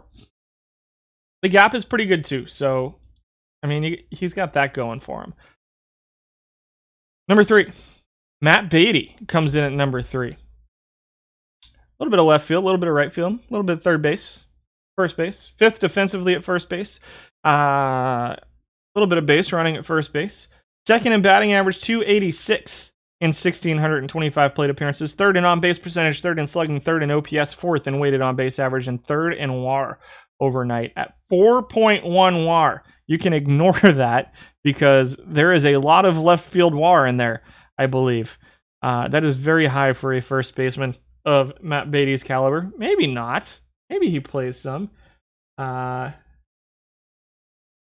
man. I have to look at that Silver team today. And Taylor Jones, yeah. There you go. So let's see. You split Fuentes and Taylor Jones. It's worked for you. Yeah, we'll see. That might be what we do. Matt Beatty at number 3. Number 2, Edwin Rios at number 2. Here's your home runs at first base. Welcome to Iron, Edwin Rios. That is how is he getting a 273 batting average? That doesn't make any sense at all. 175 strikeouts per 600. I guess you can only strike out so much at Iron. And Edwin Rios hits some home runs. 33 home runs per 600 plate appearances. Over 1,000 plate appearances. 273 batting average. I do not think that batting average holds up. I really don't. At 330 on base percentage, I don't think that holds up either. The slugging percentage, though, I can see it. OPS at 856. Weighted on base average of 370, which is still 2nd. Usable defensively at first base. 2nd offensively at first base. Number 1 all time offensively at first base. Uh-oh, we just broke. Come on, Excel. Catch back up. There we go. Interesting. And your number 1 first baseman is... John Negowski. 654 plate appearances for Negowski. Versus righties, you've got a 74 avoid K and a 62 I with a 54 contact, 51 gap, and a 47 power. Mid-teens home runs. Yeah, I can see it. 305 batting average. I don't think that holds up. 399 on base percentage. I don't think that holds up either. Slugging percentage at 474, OPS at 873, 387 weighted on base average. Those are all pretty high numbers for Negowski, and I'm not sold. Grades out last defensively at first base. No, 12th out of 17 defensively at first base. 102 runs created per 600. No flipping way. The strikeouts are for real. 91 runs created sounds a little bit closer, which is still 4th all-time among first basemen. That 286 batting average is probably close to what you can expect. That's a huge drop in only 400 plate appearances, though, to be totally honest. That tells me that his other 400 plate appearances were atrocious for Negowski. I think he is platoonable. At first base. I think have we talked about him before? Splits versus righties.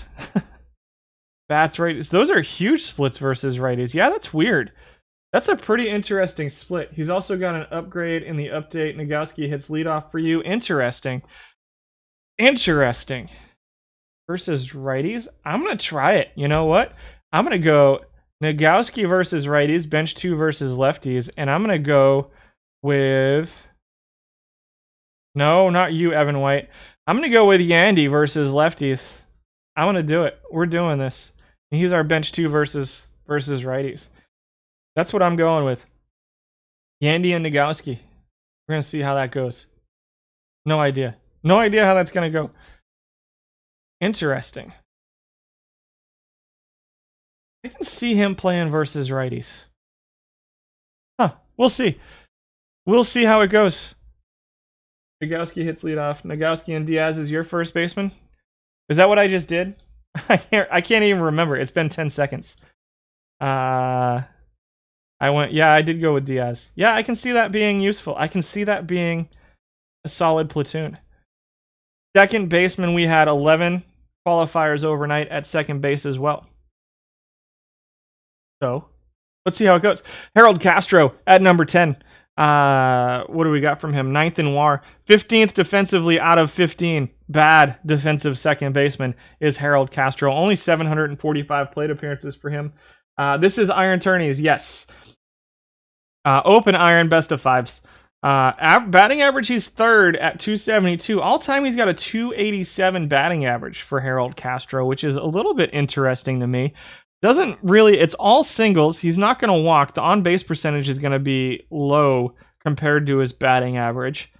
Doesn't really run, but isn't a net negative on the bases either. Still comes out number 10. That defense is just not good. I don't know. This is interesting offensive card. 8th all-time offensively. This week, he was 10th out of 11, though. So, don't love. We'll move on. I think we're probably going to stay away from Harold Castro. Number 9 is Daniel Robertson, who is grading out 9th offensively this week, 4th offensively all time. So the numbers have come down a little bit for Robertson this week in 1,500 plate appearances. 10th in batting average, 3rd in on-base percentage, 10th in slugging, 9th in OPS, 12th defensively. I think he's probably getting a little bit of play as a third baseman and just not translating over. Maybe as a backup utility kind of player at second base and third base is what we're seeing most from Daniel Robertson. I don't love him as a starting second baseman, but I can see him being a usable utility player. Daniel Robertson. Moving on to number 8 is Max Schrock comes in at number 8. He's 11th defensively at second base. Come on, where's all our defense? Out of 15. Does hit some home runs, does run a little bit. 13 steals per 600. Seems a little bit high to me. With an 82% stolen base percentage? Wow, that's kind of impressive. Won't lie. Strikeouts per 600, he's 3rd. Walks per 600, he's 4th. So he's going to get on base a little bit. The batting average is a little bit low. Don't love that low 46, 48 contact with the 58 avoid K. I would like for one of those to be just a little bit higher. All our defenses in bronze silver. Correct.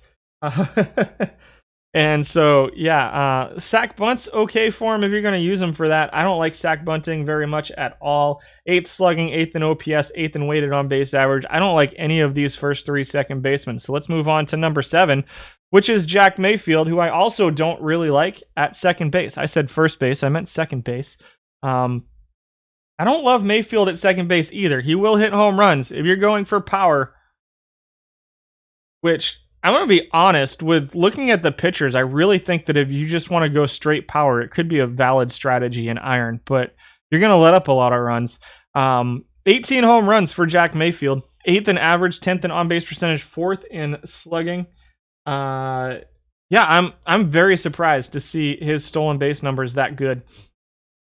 I could see him, if people are really pushing him up, I could see him getting 14 steals per 600. It's the steal percentage that's throwing me off. That's throwing me for a loop a little bit. That is not a super high steal rating for Schrock. It's kind of crazy. And like you see a 15-point gap between him and number 2, right? Because Mayfield's your number 2 stolen base percentage at 5 steals per 600 with a 67 steal percentage, which is only 7 points difference. That's crazy. That steal percentage for Schrock is outlandish. Again, Mayfield hits home runs. That's about it. I don't love him. Defensively, he's mediocre at best.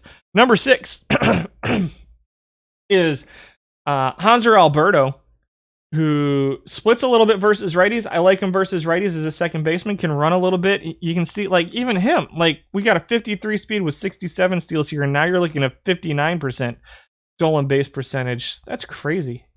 And only 3 net steals per 600. That's just... I don't know what's going on with Schrock. It's very interesting to me. Number 1 in batting average overnight. 312 on base percentage is 8th. He does not walk very much. It is a very singles in doubles-based batting average and slugging percentage and OPS. Third in OPS. Defensively, he's grading out 14th at second base, which is a little bit lower than I would have expected. I think he's been higher than that before, but I could be totally wrong on that, so don't quote me on that. I mean, it's a decent offensive second baseman. And again, there's no defense here, so it's kind of, they're all clumped together at second base. There's not too many really, really good defensive second basemen. What's up, Rom3S? Thanks for dropping by. Starlin Castro comes in at number 5. Where's all my good defensive second basemen, for crying out loud? Castro's your 13th rated defensive second baseman out of 15. But second in batting average, 4th in on-base percentage, 3rd in slugging, 2nd in OPS, 2nd in weighted on-base average, and 3rd in WAR. Top 5 in home runs. Doesn't really run very much. Strikeouts, doesn't strike out too much. They all went to bronze. That's possible too. We're going to see where Joe Panic pops up. He's your most used. Yolmer's right there too. So Castro splits a little bit versus righties, a little bit of gap versus lefties, a little bit of power versus righties. Only 1,330 plate appearances for him. So, you know, you get what you get. 280 batting average or so with a 330 on base percentage. Pretty similar cards here between him and I like Alberto right now. I like Alberto better than I like Castro for sure. Yolmer comes in at number 4. He's your 6th rated defensive second baseman. Yeah. And can run a little bit. 6 steals per 600. Stolen base percentage right around 70%. 263 batting average, 331 on base percentage, a little bit of slugging at 370, 7th out of 11. Overnight with his new numbers, 8,300 plate appearances for him overall. He gets used quite a bit as a third baseman. He gets used a little bit as a backup shortstop, mostly as a third baseman for Sanchez. I think I've got him right now at second base in my roster. I'm really curious to see this Joe Panic because I don't know that I've seen it yet. Number 3, Zach McKinstry comes in at number 3. Better suited to third base, I think, although grading out 4th defensively and 5th offensively. So how do I grade defense? It's a combination of range, arm, double play, error, second base rating. So the 67 second base rating isn't terrible. 7th batting average, 9th in on-base percentage, 2nd in home runs. So a little bit of defense with a little bit of home runs. Some slugging, 5th in weighted on-base average. Usable, I think, for McKinstry. Number 2 is Joe Panic. Pretty heavy splits versus righties here. 266 batting average. Grades out 9th defensively. Number 1 in on-base percentage. Oh, yeah, you know what? They did. That's what's going on, because I know what I need to do. Let's change this. I'm gonna change something real quick, just so this makes a little bit more sense.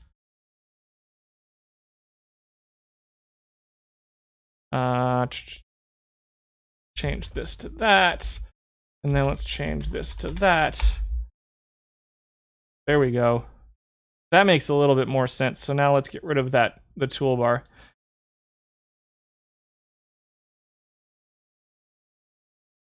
Sorry. There we go. So 5th out of the ones that are left. Everybody else went to bronze. So McKinstry is 2nd. Sanchez is 3rd. Castro is 9th out of 11. Hanzo Alberto is 10th. And Mayfield is 6th. So there you go. Panic at 5th. Grading out number 1 offensively at 40.91. Very good versus righties. And just good enough defense that I think he's usable. For sure usable. I don't think he's a must-use at second base. But I think he's definitely usable. There's a couple good usable cards in here. Number 1.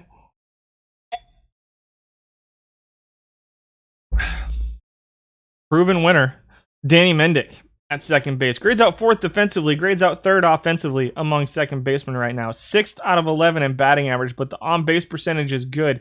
He can run a little bit. I think you can probably get maybe a little bit more than 5 out of him. Slugging percentage at 6th. OPS at 4th. Weighted on-base average at 3rd. Number 1 in WAR. Probably a little bit of shortstop WAR in there, to be totally honest. Let's see. Who was number 2? Panic was number 2. Half a WAR. over 1,500 plate appearances. I think there's definitely some shortstop pushing that up just a little bit. Will walk, won't strike out. Will strike out a little bit. Third in runs created per 600 with a little bit of defense to go on. Danny Mendick is a proven winner at second base at 27.88%. He was the only one. The only proven winner out of our 11 Well, let's see who number 11 was. Maybe number 11 is a proven winner because that would make sense. Tyler Wade at number 11 is your number one defensive second baseman, but very, very bad offensively. I might be using Tyler Wade. I can't remember. What do I want to do? I like Alberto. I think I want to go with Hanzo Alberto. But the defense is... God, that defense is so bad. I think I like him better at third base. I think I'm probably going to stick with Yolmer here at second base. Although... I mean, Danny Mendick. Bye, Nameless Poet. Thanks for hanging out. Are you taking off? Bye, babe. Love you. Anything? Sorry, my wife's leaving too at the same time as Nameless Poet. That just so we have some separation there. That was two separate conversations. I do love you guys. You're running a Newman Panic Platoon. Let's see what we got on Newman. Let me find that. Control F. Kevin Newman. I only have 228 plate appearances on Newman, but it looks good from an offensive standpoint. 284 average, 354 on base percentage, 732 OPS, 328 weighted on base average. Good home runs. Middle of the pack walks, doesn't strike out much. 4 WAR per 600 for him, but really just a pretty small sample size for Newman at this point, unfortunately. Let me check him out in game. That's the wrong game. Oh, I got knocked out. We got knocked out of this iron tournament, guys. It means it's 1 o'clock. We gotta hustle. Newman. Kevin Newman. I like it. Oh, I need more. Versus lefties. I like him versus lefties. I like him versus righties. That's not a bad looking card. Drop from a bronze to an iron. What's his card ID? Find his card ID. I think I might run Newman straight up. Come on, Excel, come back to us. There we go. I think I'm going to run Newman straight up for a little bit and see how it works out, just to get data on him, which is ridiculous when you think about it. I don't know. You like Newman. Alberto always hits for you. Yeah, I do like Alberto too. Newman nice as a backup. Maybe we'll do that. I think that's what we'll do. I think we're gonna go Alberto starting at second base. And then we'll go all in on maybe defense at shortstop. And then I'm gonna run Newman. Let me get his number. 25736. 25736 as our bench 3. I do not have him right now. It says on my sheet that is not updated with my current collection. I think that's what we're going to go with for now, is Alberto at second, and then Newman as our backup second baseman / shortstop. I do like the looks of that card. Huh? No. It's in there. There's a charger in the car, babe. Yeah, let's try that. We're going to try that out and see how it works. Tommy Edman also. Let's check him out. Oh, no, I didn't. I hit Control D instead. Tommy Edman, I have 392 plate appearances. He's looking good too. 266, 335, 387, 2.5 WAR per 600, 75 runs created. A little bit low on walks, a little bit high on strikeouts. Some home runs. Edman doesn't look too bad. But again, pretty small sample size on him at this point. Sadly, I might have to do iron again next week when I have more sample for you guys. Maybe. Where did I go? What are we doing here? There we go. Third base. Keep it moving. Harold Castro at number... No. Andy Young at number 10. A little bit of power here. 21 home runs per 600. Number 7 defensively. for Andy Young out of 11. All-time 17th in WAR at .93. Not looking great. A little bit of shortstop, a little bit of second base. Don't love him at either of those positions. Third base is probably his best position, but I don't love it. 10th in WAR, below 300 weighted on base average. You need more offense out of your third baseman than that. Mountcastle at number 9. 5th in batting average, 7th in on-base percentage, 5th in slugging for him, 5th in home runs. So a little bit of offense out of him. Defensively, he's a little bit deficient at third base. As we saw him at first base, a lot of us feel like he would be usable at third base if he had just a little bit of defense. I did do catcher already. We lost Longoria from Iron. We did. I think I noticed that. I don't remember, though. Mountcastle comes in at number 9. I wish you played defense, Ryan Mountcastle. Number 4, or 8. What? Gil Torres comes in at number 8. He's your number 2 defensive third baseman.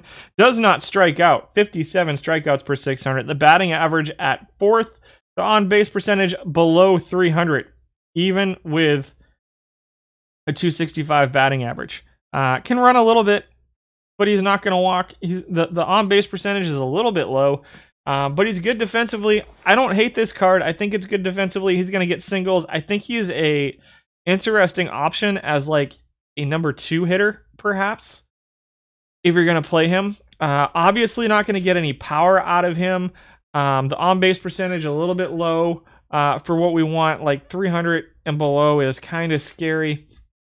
All time he's got a 303 on-base percentage. Slightly better. But I think he's an interesting option as a number 2 hitter. Maybe versus lefties. If you can kind of hide him and platoon him versus lefties, I think he's probably usable that way. Though I don't think he's going to light the world on fire. You're running him, but you don't know how you feel about it. I think he's got it. I think this contact, even with the 81 avoid Ks, this contact is just a little bit too low for him to really be usable versus righties. I think that 100 avoid Ks with a 59 contact, if you can platoon him versus lefties, I think it can work. And again, so one thing to keep in mind right now as we go through this is that on the chart here, I have this as DH. This is really a 6th bench spot for me in this tournament because there's no DH in this best of 5 tournament. So we actually have 6 bench spots here in Iron best of 5 that we can use. Number 7, I tend to leave it empty because it messes up other stuff on the sheet. But yeah, there's that. Yandi Diaz grades number 5 defensively and was number 5 offensively this week. 1336. All-time grades out 11th. We lost some offense, it looks like, at third base. 253 average, 302 on base percentage, 414 slugging, 716 OPS. A little bit of power in there for Yandi Diaz. Dropped from a bronze this week, I believe. Sorry, I'm talking a lot, and I've got a little bit of a dry throat going on right now. It's kind of annoying me. 5th defensively, 5th offensively for Diaz. He comes in at number 7 overall. You just noticed Blackman went down again. We see him in the outfield. Stay tuned. I don't know. Hanzo Alberto shows up at third base. Sadly, we have him listed at second base already. He does show up 6th defensively at third base. Sorry. Even with a third base rating of 40. Offensively, he's grading out 4th at third base. That batting average is really solid to go along with a pretty good slugging. The singles and doubles for Alberto he hits. I like him better at second base than I do at third base. Number 5, Robel Garcia. 1,835 plate appearances this week, grading out 2nd offensively at third base, grading out 9th defensively. Interesting. 55 range, 68 arm, 49 error, with a 51 third base rating. That is defense I can live with in Iron at third base. Offensively, low batting average at 252, but a solid on-base percentage, 25 home runs per 600, a 777 OPS, and a 343 weighted on-base average. Number 1 in WAR among third basemen. Plays a little bit of second base, a little bit of first base. Looks like mostly people are leaving him as a third baseman. 85 runs created per 600. Not really any splits. I don't hate this card, guys. You know, Diaz was good before he went up to bronze. Not sure now. I don't hate this card. I don't love it. I don't hate it. Not really sure. Yolmer at number 4. Yolmer is the guy I've been running. That's probably where all 5,900 of these plate appearances come from. Grading out 8th offensively now and 3rd defensively at third base. 6th in batting average, 331 on base percentage, 370 slugging. Keep in mind with some of these guys, it's a little bit of a small sample size. With Yolmer, we know what we're going to get. It's going to be a 265-ish batting average, a 330 on base percentage, a 370 slugging, 9,000 plate appearances, 22,000 overall for Yolmer. He's solid. He's got some base running. He plays good defense, gets on base. Solid number 1, number 2 hitter, in my opinion. I think Sanchez is very, very usable. He gets used a lot. I don't know that he's necessarily a must-have, and I kind of like the looks of that Garcia card right now as well. So we'll see. Who's number 3? Number 3 is Matt Beatty. Plays some first base, third base, left field, right field. Interesting utility option. Number 2 in batting average, number 2 in on-base percentage, number 1 in slugging, OPS, weighted on-base average. Grades out number 1 offensively, grades out number 8 defensively at third base. I think Beatty's an interesting, if you're not going to platoon first base, which I think that's what we decided on, right? Was we're platooning first base. Hello, Cat. I put a chair right next to you so you wouldn't do that. Yeah, we're platooning first base. And so I think if you're not platooning first base, Beatty's interesting. I think Beatty's interesting as a third baseman. Yeah, there you go. You've got your spot. Third baseman, left fielder, utility kind of player. Maybe third base, right field utility kind of player. The arm's a little bit low for me in right field. But, I mean, the offense is pretty solid for Beatty and has been pretty consistent as well. He comes in at number 3 this week. All-time grades out 4th offensively at third base. But this week grades out number 1. I like him better as a utility third baseman, left fielder, which we might do. Proven winner Denny Mendick comes in at number 2. 4th defensively, 3rd offensively at third base, which is a little surprising to me. I think somebody's running him. Well, no, the splits aren't huge. I want to hate this card. Like, it's weird, right? So we see cards that were like, I really want to like this card, but I don't. And then I see this card and I'm like, I really want to hate this card. But for whatever reason, it's performing kind of okay. The average is really low. But the on-base percentage is pretty good. The slugging is meh. He runs? No, doesn't really run. How is he coming out 3rd offensively? Somehow he's putting up the 2nd most WAR. That's got to be as a second baseman. The walks are okay. And he's a proven winner, guys. He's a proven winner. He has a good bunt, sack bunt, bunt hit. Yeah, that's fair. The bunt for a hit, probably. But again, even still, the batting average is low. The sack bunt's okay. I don't know. Number 1 at third base is Kiner Felipe. We're not playing him at third base. We know where we're playing Kiner Felipe, right? He had 736 plate appearances listed as a third baseman, which is why he qualified for this list. I think we know where we're going to play him, though, already. Who do we want at third base? Yolmer? Are we going to run Yolmer at third base? I might give Robel Garcia a try at third base. I'm going to do it. Robel at third base, and then what happens now is that Beatty is my bench number 4. So I'll make Beatty my bench 4. He's going to back up third base and left field because we've got our second base shortstop backup already. We got our first base platoon. We got our catcher platoon. And now all I need to find is a center field, right field, and then I can grab another hitter. That's going to be a straight. Avoid Ks with Garcia scares you too much that he'll be streaky. I agree. It's a little bit scary. I absolutely agree. I'm going to give him a try, though. We're gonna get some more sample on him and see what we can get. I would love to inject. I don't have a lot of power on my team, and so I would love to get a little bit of power. You know, we lost Tyler O'Neill last month, and now we lost Kyle Lewis. And so it might be that Garcia is our best option for some power. So I'm going to run him at third base for a little bit and see what we get. and see how it goes. Shortstop? Let's go. Let's do it. We only had 8 qualifying shortstops. How annoying is this? I'm going to work on fixing that. Bob Baylor comes in at number 8. Grades out 4th defensively, but last offensively. 247 batting average, 301 on base percentage, 8th in slugging, OPS weighted on base average, 675 plate appearances. We're going to burn through shortstops just a little bit. Does steal some bases. He's an interesting backup. If you're looking for like a shortstop third base combo, Baylor can be an interesting backup. I don't love him as an everyday starter. And again, if you can hide him versus lefties, then I think he can be usable. We saw him at second base, right? Next up, 7 is Mayfield. We talked about him already a little bit at second base. Grading out 8th defensively at shortstop. Don't love him as a shortstop. Does hit some home runs. Maybe a second base shortstop backup for you. If you can live with a backup shortstop who doesn't play well. Shirt and Apostle. Let's look him up. Control F. Apostle. 107 plate appearances, super small sample size. Not a lot of people using him. 271 average, 346 on base percentage, 583 slugging. That is a small sample size aberration, I think. 929 OPS, 40.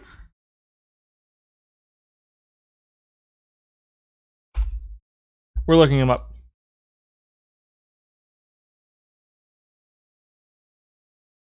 I don't think any of those numbers stay that high. I think he could be a interesting bat at third base, or an interesting bat as a first base, third base backup. I don't think the numbers stay that high. Those are ridiculous numbers. 929 OPS, no way. 400 weighted on base average, 40. No. 8.4 WAR per 600. I don't know. You guys should run him and get me more data. I do. Do I or someone else do? That's going to be on my channel tomorrow. You'll see the link at the end of the stream. Usually I only do this stuff on the Out of the Park channel on Tuesdays. I've been rotating between iron, bronze, and silver for Perfect Team 22 because I just haven't had a chance to get to the other stuff. I'm doing bronze tomorrow on my channel. I usually do like shallower dives into other tournaments, into cap tournaments, daily tournaments, weekly tournaments. But because of the live updates yesterday, I'm doing bronze tomorrow on my channel, and you'll see it pop up. Yeah, it has been iron, bronze, and silver. What's up, Sam? Thanks for dropping by. You've had some luck with him in a cap league. I can see that. For Apostle, he might mash some of those lower level pitchers. But again, tomorrow on my channel, we're going to do a deep dive on bronze. Number 6 is Jose Valdivieso. Number 3 defensively, number 7 offensively out of 8. And 76 range, 68 arm, 58 double play, 54 error, 57 shortstop rating. 3rd defensively. Offensively, he's kind of bad. 320 slugging is gross. 315 on base percentage isn't terrible, but he doesn't run. I don't love this card. I think it's interesting in the Unsung Heroes format, but I think in this format there's much better options than Valdivieso. I think we know who our shortstop's going to be. Yandi Diaz comes in at number 5, 7th defensively out of 8 at shortstop. Going to be the number 1 offensive shortstop, but we like him better at... Actually, this is our first time seeing him, I think. 415 plate appearances as a shortstop.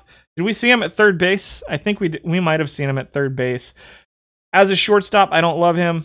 I would not be comfortable starting him at shortstop. I could see him as a third base, shortstop combo, perhaps.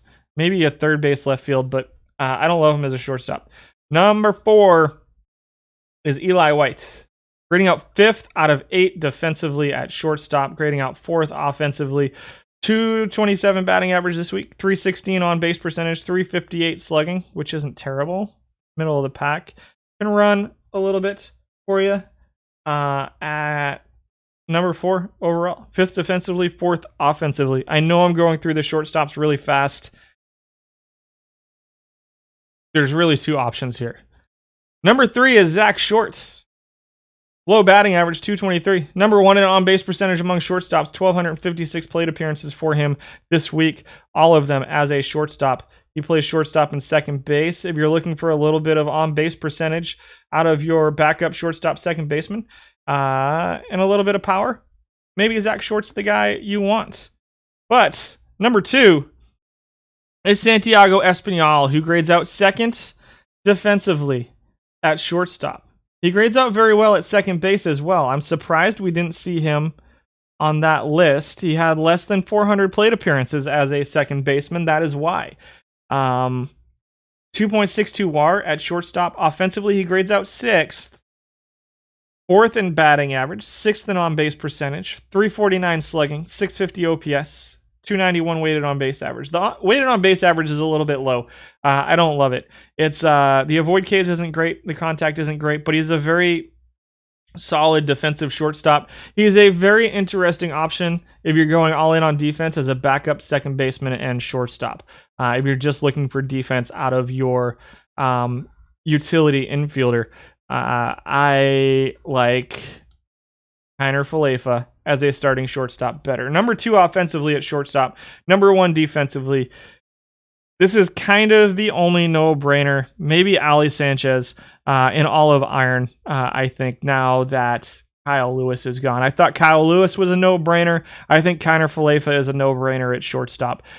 There's a little bit of split, but it's only 2 or 3 points. He can play against lefties and righties. He's very good defensively. Number one in WAR among shortstops. Just a tinge of power, can run just a little bit. The batting average is good. The on-base percentage is good. The slugging is okay among shortstops. I really think Kiner Felipe is one of very, very few no-brainers here in Iron. We're through the infielders. I'm going to take a quick break. It's been about an hour. I'm going to take a quick break. I know I try to take only one, but I'm going to go get some water real quick, and I'll be right back. Thanks, guys, for hanging out with me today. We're going to come back. We're going to do outfielders and see about... I'm going to show you this other lineup tool that I built. That's kind of fun. And then we'll be done after that. So thanks again for hanging out with me, guys. I'll be back in just a couple minutes.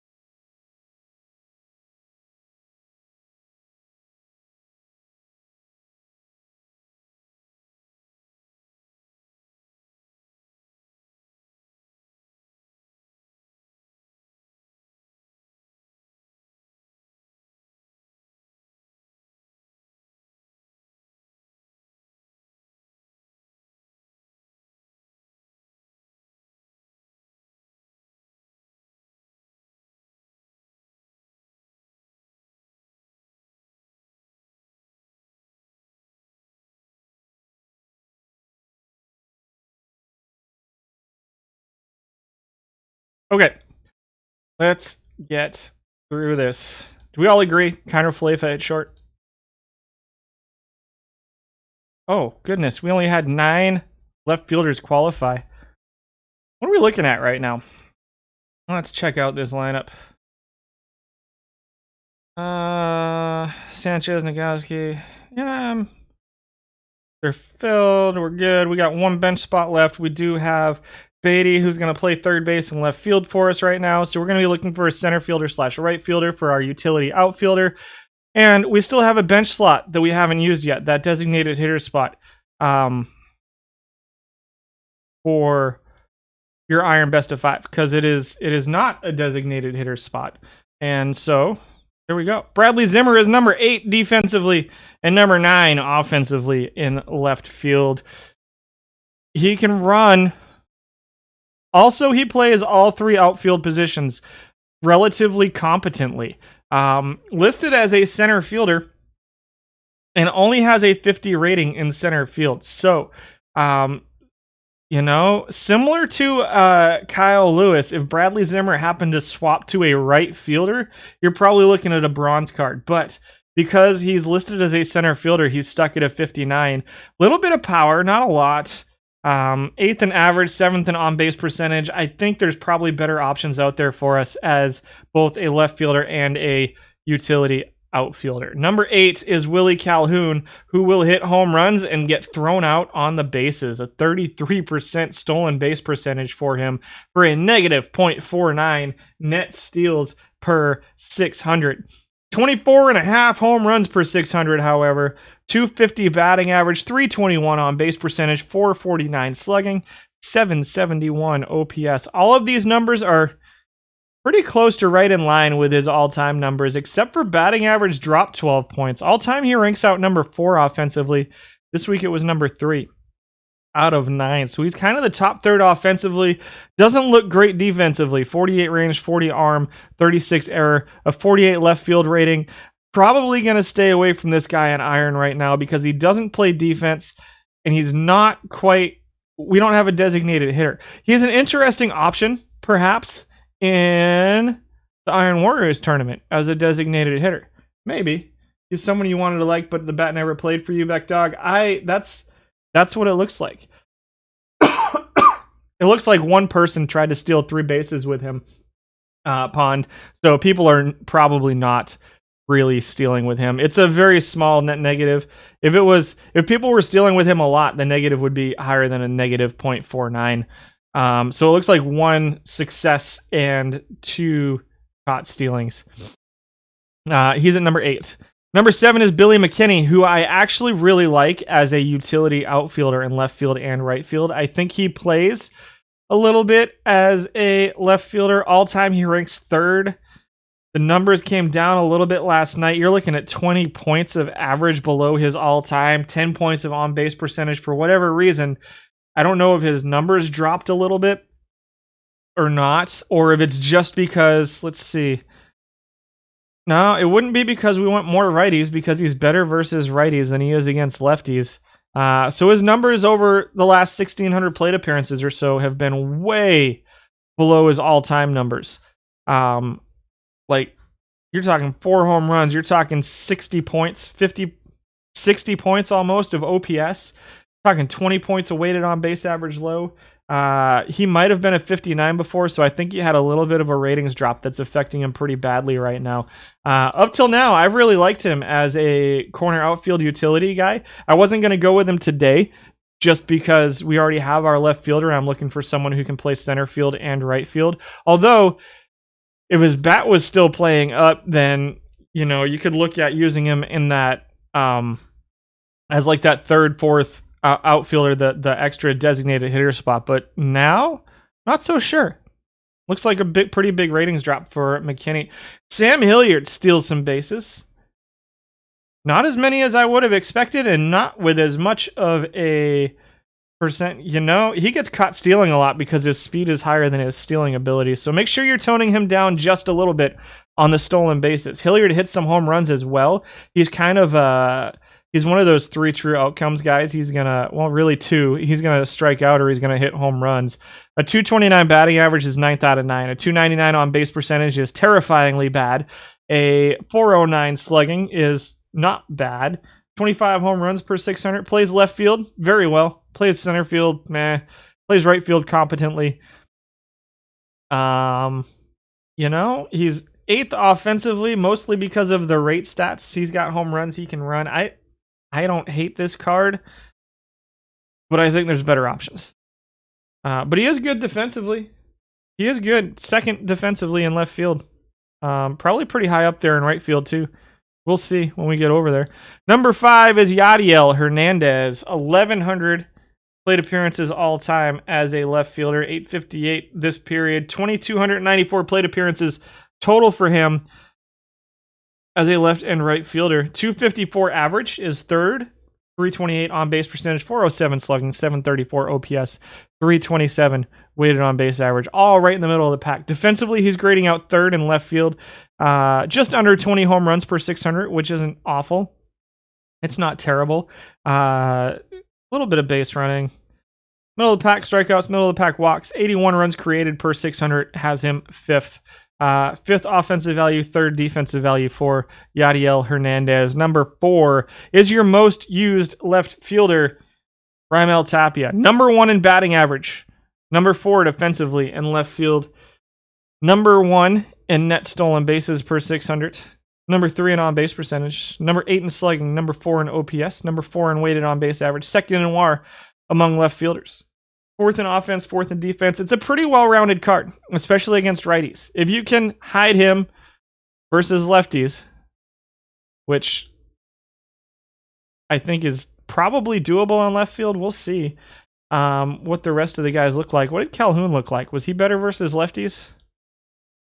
No, not really. It's like the one position where everybody's better versus righties. He can run. He can get on base. He can play defense. He's a pretty solid left fielder. Raimel Tapia. Down to a 56. He's at a 56 now. Numbers right in line with his all-time numbers. Everything's within a point or two of his all-time numbers. So not going to be a big power hitter for you out of left field, but solid top of the order bat, I think, for Raimel Tapia. Number 3 is Jake Fraley. No way. Defensively, he's grading out number 1 in left field with a 75 range and a 78 left field rating. The 75 range plus the 66 error with a 58 center field and right field rating. Maybe an interesting backup. Offensively, he doesn't look great. 314 on base percentage is 6th. Slugging is 3rd. OPS is 6th. Weighted on base average is 6th. I'm going back to Tapia real quick. 81 runs created. 78 runs created per 600. He's this high because of his defense, which in left field we're not necessarily sold on. 12 steals per 600 isn't like a reason to put him in the lineup over somebody else like a Tapia who's just a little bit better. Also, that reverse speed and steal is a little bit concerning to me too. So Fraley at number 3. I still think Tapia is the guy I'm leaning towards. Yeah, the gap here is pretty cool, but everything else is kind of a mess. Number 2, just showing up this week. Welcome to Iron, Yoshi Tsutsugo. A little bit of first base, a little bit of right field, a little bit of left field. Power, 67 power. Only 741 plate appearances as a left fielder. This was a card I was interested in seeing, and it looks like you can hit. The average is low, but the power is there. Defensively, not so much. I think if you're going to use him as like a backup left fielder, right fielder, he can be useful. I don't love him as a starter. I still think I lean Tapia. But 89.55 runs created, I kind of want to plug him into the lineup just to see if that offense is for real.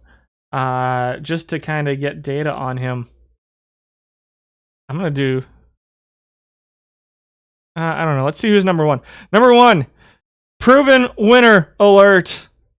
Chaz McCormick. This is the guy I've been running, actually. I haven't been running Tapia. Chas McCormick. I might be running him in right field, actually, now that I think about it. Second in batting average in left field. First in on-base percentage. Seventh in slugging. Grades out fifth defensively. I think I prefer him as a right fielder to a left fielder. Also because there's not a ton of options over in right field. Does split a little bit versus lefties, but not a ton. But if you can platoon him, he's going to be pretty good. This bat's been really good for me. Number 1 in strikeouts, number 2 in walks, number 3 in runs created among left fielders. You run him in right field versus righties and in left field versus lefties over Tapia. That makes sense too. I like that idea, actually. That's a solid idea. I'm going to plug Tapia in as our left fielder versus lefties and righties for now. And then we'll check McCormick out. I do like that idea of running him over here. Actually, you know what? I think we're just going to do that. That's a fantastic idea. So McCormick here, and then he's going to be our... I don't have anywhere else to put him. I'm going to plug him in as our right fielders versus righties, and then just for the sake of filling the roster spots, I want to put Tapia in as the designated hitter versus lefties. Again, that's a roster spot we're not going to use, but I want to save this button for our center field, right field utility guy. Interesting. Okay, cool. What are we on now? Center field? So this is going to look a little bit strange now, because we've got McCormick here, Tapia. Yeah, I like that. I like that idea. We had 12 qualifying center fielders. Bradley Zimmer was number 10. He was number 8 in left field. Just not playing great. 9th defensively in center field, 7th offensively. You got to get more out of your center fielder. I do not love Bradley Zimmer. 850 plate appearances as a center fielder. Not in love with it. Number 9. Scott Hurst grades out 7th defensively and 8th offensively. St. Louis Live center fielder. 8th in average, 2nd in on-base percentage. 9th in home runs, 8th in stolen base percentage. He's your 3rd most used player. Number 10 in WAR, number 1 in walks. High on-base percentage guy. Doesn't really steal. I mean, usable. I don't think he's... the center field and right field, though, play a little bit of center field and right field. I don't love this card. I don't love it. Tom Oliver at number 8 grades out number 2 defensively. Number 11 offensively. I've tried Oliver. I don't love him. There's only so many places you can fit a platoon, and I don't think center field is really one of them, but Oliver does play good defense in center field. If you can hide him against righties, then he'll have a pretty decent batting average for you. Good on-base percentage as well for what it's worth. Doesn't really run.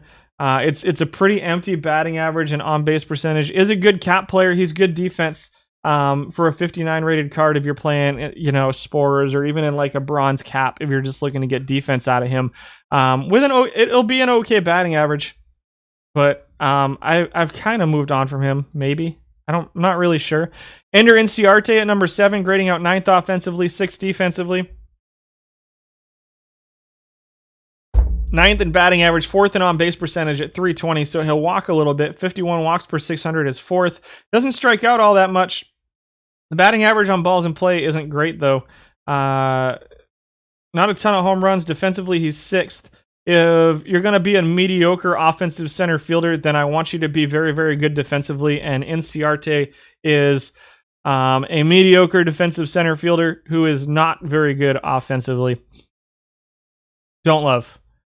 Kevin Pillar at number 6 grades out 2nd offensively. So here's a mediocre defensive center fielder who grades out pretty well offensively. That I kind of think he's useful as a pinch runner off the bench and as a backup center fielder / right fielder.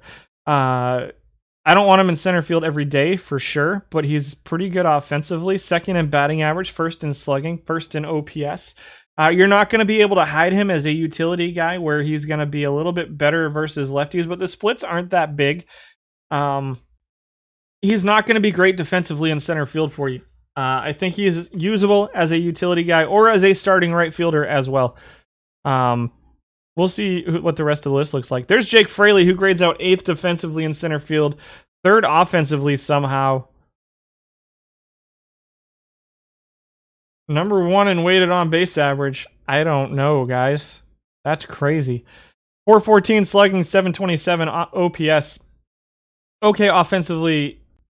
Defensively, I'm surprised at the performance of this card. It's better than I would have expected. Maybe I'm an idiot. Number 4 is Anthony Alford. Grades out 5th defensively in center field. 5th offensively in center field. Stolen bases, 18 steals per 600. Plays center field, right field. I actually like this card as a utility outfielder. Pinch runner off the bench. The splits look bad. It's 4 points of versus lefties, 5 points versus lefties, 9 points of power, 8 points of power, 3 points of I, 1 point of avoid K. So the splits versus lefties a little bit. Maybe. I don't know. I like him as a utility outfielder. If you're trying to run all three, one of the best values per point just from defense for Oliver. Yeah, I agree. Number 3 is Albert Almora Jr., who's getting run quite a bit right now. 4,200 plate appearances. He appears to have taken over for Kyle Lewis. Defensively, he looks good. 3rd defensively behind Oliver. Offensively, he's a little bit of a mixed bag. Not great. Splits versus lefties. Only plays center field. Can run just a little bit, but isn't getting a lot out of that. 7th in average, 9th in on-base percentage, 7th in slugging for Almora. Number 2 is Victor Reyes, who's grading out 4th defensively and 4th offensively in center field. Not huge splits, and the splits are versus righties, which is nice. I think I like him. 65 speed, 78 steals, 61 base running, mid-teens in steals, number 1 in stolen base percentage. Too bad who stinks in real life. We're talking about Almora. Yeah. He stinks in my online league too. Or stunk when I traded him from the Cubs. Good base running. 4th in batting average. I kind of like Victor Reyes. Number 1 in center field. Getting a ton of value out of defense and stolen bases is Jared Dyson. Interesting. Do we like Reyes as a center field, right field backup? Dyson grading out number 1 defensively with that 81 range, 63 error, 71 center field rating. You like Alford? Oh, too bad Alford stinks in real life. Yeah. 50 steals per 600, on base percentage of 349, the bunt for a hit, the batting average. You know what, guys? I'm just going to do it. I'm going back to Jared Dyson in center field. He's going to lead off for us. It's a small sample size. We're going to see what we can get out of him. That seems unlikely. 271 average. Yeah, I think it probably comes down a little bit from that. You're probably looking at something closer to this. But I like him defensively. He is grading out number 1 in WAR all time. Kind of is what it is with Dyson. I think you're going to get closer to this in batting average and on base percentage than you will this for sure. I agree. For now, I'm going to plug Reyes in as my bench 5 with that center field and right field ratings. And so what are we looking at now? So we need our right fielder versus righties, since we have McCormick playing, versus lefties. So we need a right fielder versus lefties, is what we're looking at as we go through this right field list. For me, Danny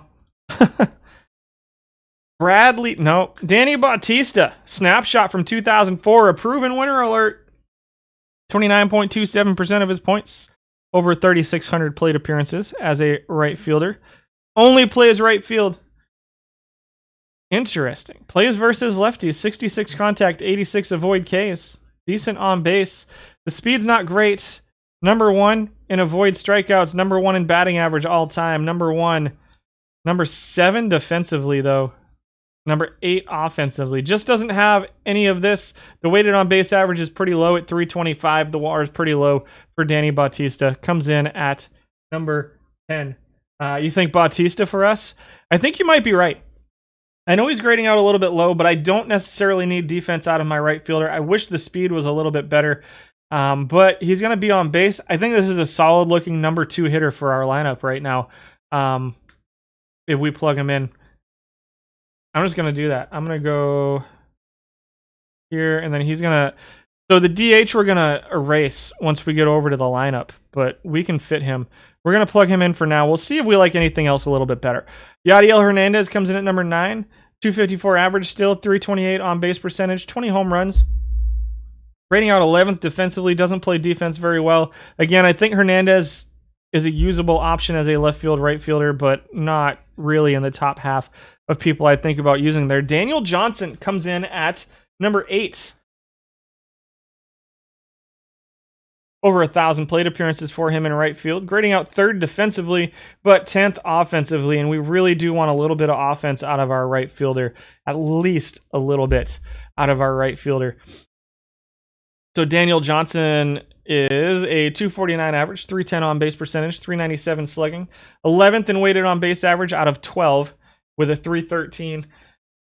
Runs a little bit, 6.37 steals per 600. The stolen base percentage is pretty low at 59.6 for Daniel Johnson. Number 7 in right field.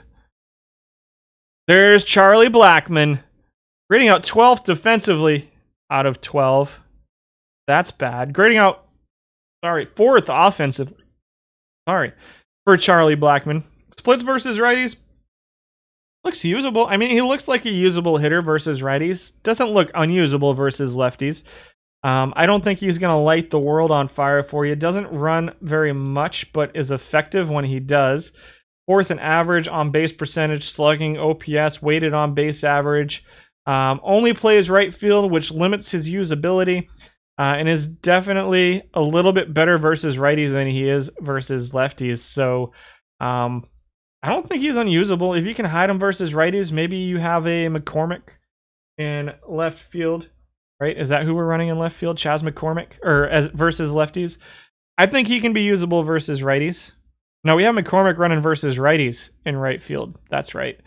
So I don't think he's unusable. We'll see what the rest of the list looks like. Justin Williams grades out 6th defensively, 5th offensively. 56 overall card. I lost my train of thought. Splits versus righties. Just about 5 to 10 points in every category, basically. Okay defense, 62 arm, 60 range, 60 right field rating. 7th in batting average, 6th in on-base percentage, top 3 in slugging. Will hit some home runs, a little bit of power. 4th among right fielders in power. 5th in OPS. And 6th in weighted on base average, 995 plate appearances. A little bit of a smaller sample size than some of the other guys we've seen. Again, there's not a ton of unusable cards here. Adam Eaton, your most used right fielder. Well, 2nd most used over this reporting period. Most used all time. 3rd offensively, 9th defensively for Eaton, which is fine. In right field, a 272 average, 353 on base percentage, 2nd in both of those, 3rd in OPS, 3rd in weighted on base average, 3rd in WAR, which puts him 5th overall. Drops a little bit just because of his defense. He's not great defensively, but again, you can kind of live with him as a... Yeah, Dyson's probably a number 9 hitter more than a leadoff hitter. We'll see what the numbers say. I'll show you that thing. Monty Harrison drops in at number 4. Number 1 defensively. He's bad defensively. He's an interesting option as a center field, right field backup. I'm going to stick with the guy we had plugged in there for now. Who was it? Reyes as our center field, right field backup. I know Harrison is very good defensively in right field. He's just not giving any offense. He's terrible offensively.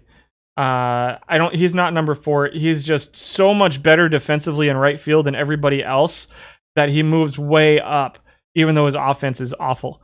Number 3 is Greg Polanco.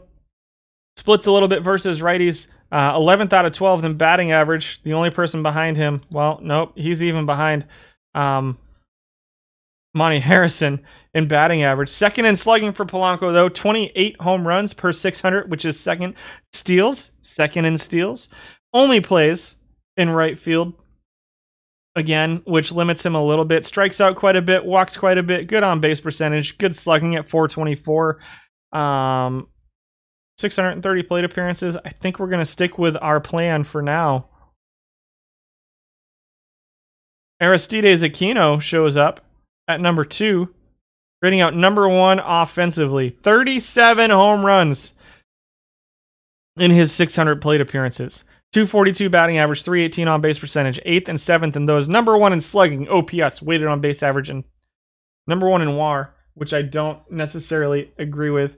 I'm not surprised. It still requires good team building. You can't just pick Bailey. I don't think you can just pick the number 1 guy off these lists and win tournaments. Like, I never came into any of this when I started doing it a year ago going, you should pick number 1 on this list and just throw all of them on your team.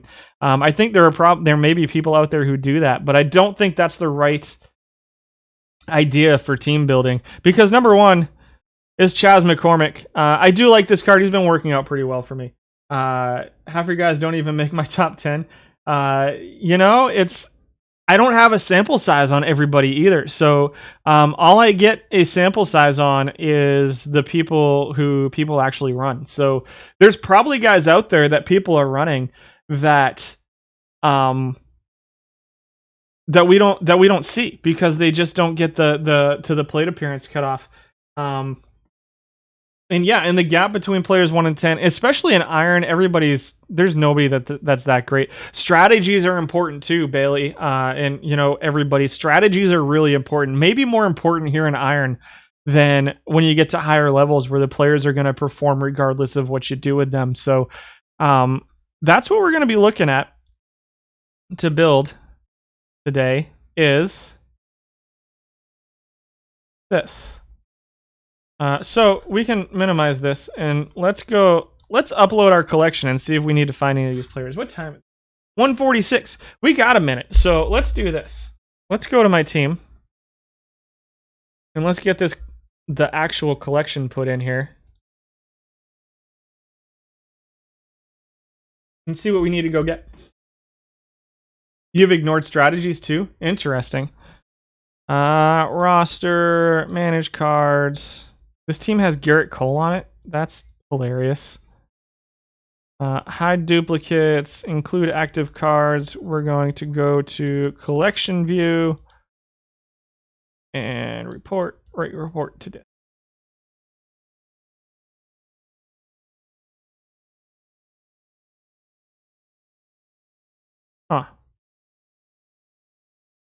Anyhow, we're going to hit Control A. We're going to hit... Oh, no, we're not going to do that just yet. We're going to come over here and delete all of this real quick. Then we're going to come over here and press Control A, copy, and paste it into here. We're going to go down and... Whoops. Copy that to all of this. And then what we get, based off of what we built today, is this. Oh, I forgot to plug. Who do we pick as right field? I messed something up. What did I mess up?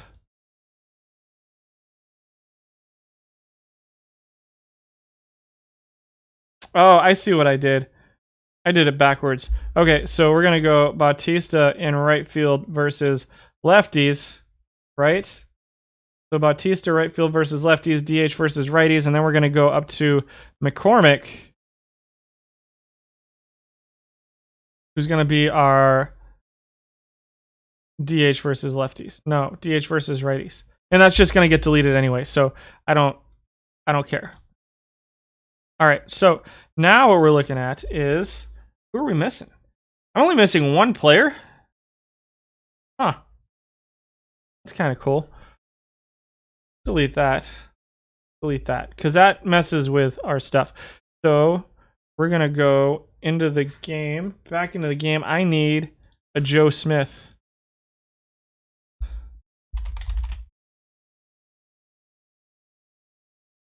Man, he's expensive. 50 points. All right, let's build a team.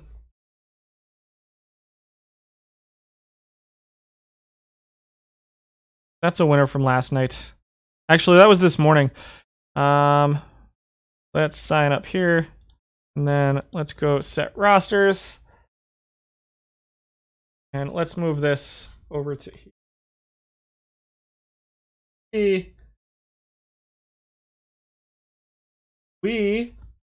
I don't usually do this on stream because I usually run out of time. I don't have a ton of time, but we're still gonna do this. So I'm basically gonna go in here and just delete everything in here. It's not gonna let me deactivate them, so we're just gonna send them all to the reserve roster for now. Send to reserve roster.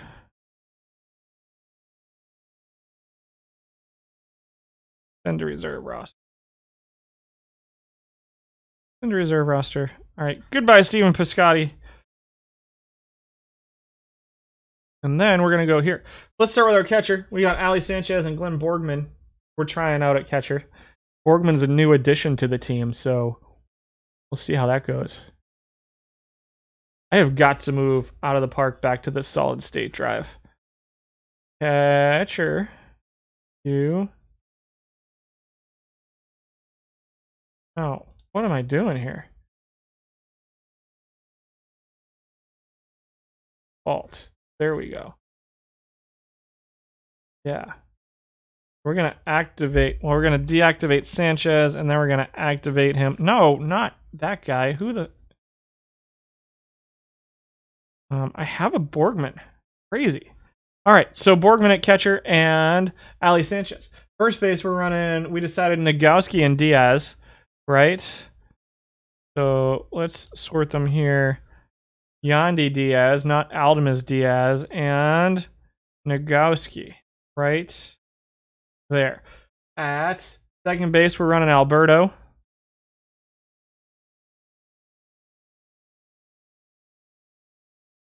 I have to get deactivated first. And third base, we're running Robel Garcia, who was not on the team before. Kiner Felipe at shortstop, who was definitely on the team before.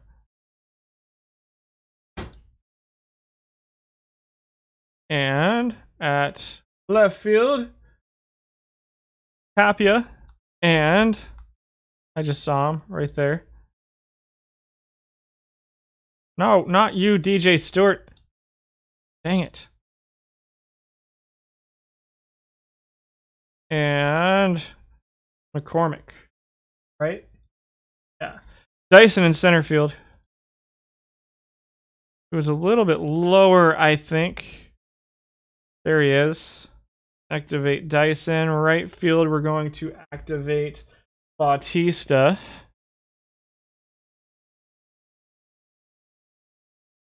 I'm just going to go by name.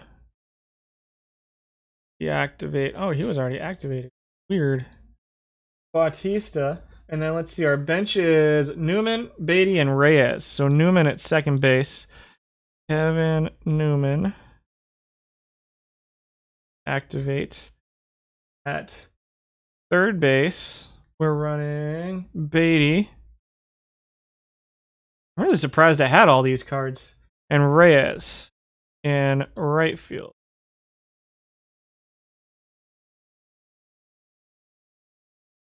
All right. Then pitching. Starting pitchers. Oh no. Young is under relief pitchers. Let's just go all pitchers. So we're going Young, Romero, Smeltzer, Dunn, and Swanson. Young, activate. Romero, deactivate. And then it's going to go all the way back up. Romero, activate. Smeltzer. Deactivate. And then activate. And Dunn and Swanson. Deactivate. And activate. And then Dunn will be up here. Activate. Okay. Then we got Malone, Veseya, Tommy Malone,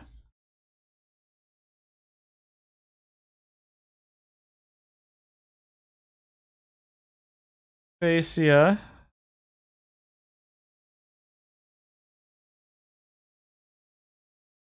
Sisk Rogers, Sisk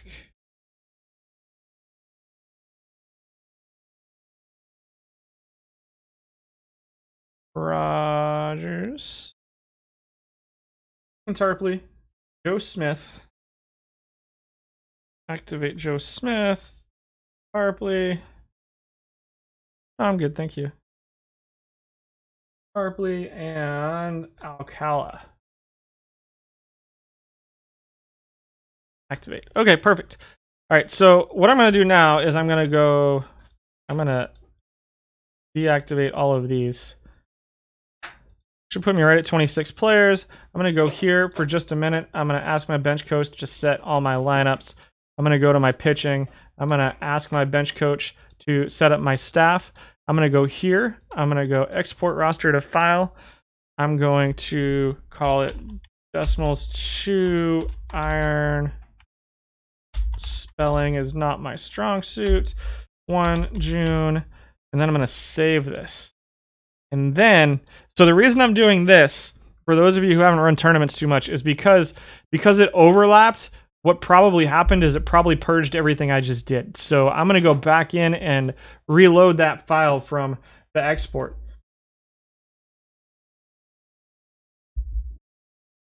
And so you can see what we're looking at now is that all of the changes I just made are gone. So I'm going to import roster from file. It's going to be this one. Import it. There we go. And now we can take this and plug it into my actual lineup. This is where the magic happens. So we got Sanchez versus righties. We got Diaz, who's 2.6395. We got 2.573. Nope. Not Newman. So we're running. Oh, hold on. I got to do Sanchez against both lefties and righties. I got to set my lineup first, real quick. Negge versus righties. Second base is Alberto. Third base is Garcia. Shortstop is Kanner Felipe. Tapia. Center field is Dyson against our better judgment. And right fielder is Bautista versus righties. We're gonna let's do it like this. So Beatty is our third baseman, left fielder. Newman's our second baseman, shortstop. Diaz is our backup first baseman. We'll just get rid of all of these for now, just to uncomplicate it. Center field, backup center field is Reyes. And then McCormick just doesn't do... Actually, McCormick is... McCormick's supposed to be in right field versus righties, right? Yes. Over Bautista. So, there we go. And then Bautista will be the backup right fielder. And then change that to... Nope, not never. That's not going to be useful. If starter tired. And then we go to versus lefties, and we go if starter tired. Diaz with Negge backing him up. Alberto at second base. Newman backing him up. Kanner Felipe with Newman backing him up. Garcia at third with Beatty backing him up. Beatty backing him left field, which is going to be McCormick versus lefties. We've got Dyson in center field and Bautista in right field with Reyes backing both of them up. Right? That looks right to me. Not going to deal with the bench for now.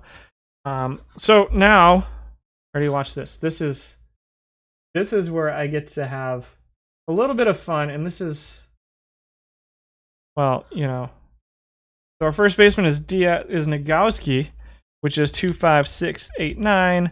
26628. At second base is Alberto. Garcia's 26649. Shortstop is Kiner Felipe. Left field is Tapia, 25637. 225 in center field. McCormick at 26594. We'll delete the designated hitter. We've got Borgman. We've got 3995. Sorry, I'm plugging in card IDs for my lineup at this point. Got 263 736. Oh, 25736. And then our last bench spot is Reyes at 26267. All right. And versus lefties is Sanchez with Diaz, Alberto, and Leifa. McCormick. Center field is not Kyle Lewis. Right field is going to be Batista. We'll delete that and then plug our bench in. It's 24777, 25689, 25736, 255, and 26267. And then this is my favorite part. And it's not perfect, but what that gives me is my lineup here. So it takes this, nope, that's the wrong tab. So it takes this lineup, and now it tells me, hey, yeah, we've got all these guys in there. I didn't do the pitchers because it's a waste of time right now. And it says this should be your lineup. And what this does is it looks at batting average, on base percentage, all of their stuff, and then plugs them in for me. I can zoom in on this. And so it looks at the different positions. So for instance, I have my number 3 hitter is I consider the most important hitter in my lineup. So it looks at this first. So it takes their ranks in for my number 3 hitter. It's like home runs plus OPS plus weighted on base average plus runs created. And it looks at their overall rank in all of those and then takes the first one. So that's what this does. And that's just for me. It's pretty neat. It's a cool lineup tool that builds the lineup and helps me to make decisions. It does not look at lefties, righties, so it doesn't stagger them or anything like that right now. Maybe someday that's something that we'll be able to do, but that's pretty cool. So that's the team we're heading into this tournament with. And I did not adjust the lineup. I'm going to call it there. It's 2 o'clock. We've been on for 3 hours. We're going to call it at that point. And maybe I'll run into you guys. You've been doing good, but let's see. What did I miss in chat? Because I think I missed a lot in chat. Oh, Squirrels, Hurst, Bautista is versus lefties. Yeah. Did I mess it up? Yeah, Bautista versus lefties. Yeah, I think I got it right. And I think that's it, guys. I'm going to call it.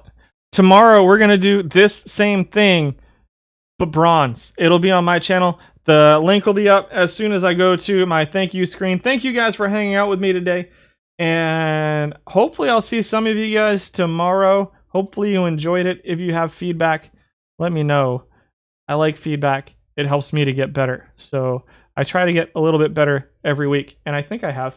And so hopefully we can help you guys win some tournaments. I'll have a little bit more data on bronze tomorrow than I had on iron today, I think. So it should be fun. It should be a fun stream. So come on out, say hello, and we'll get you guys some bronze information. You guys have a fantastic evening, and we'll see you tomorrow. Thanks again. Bye.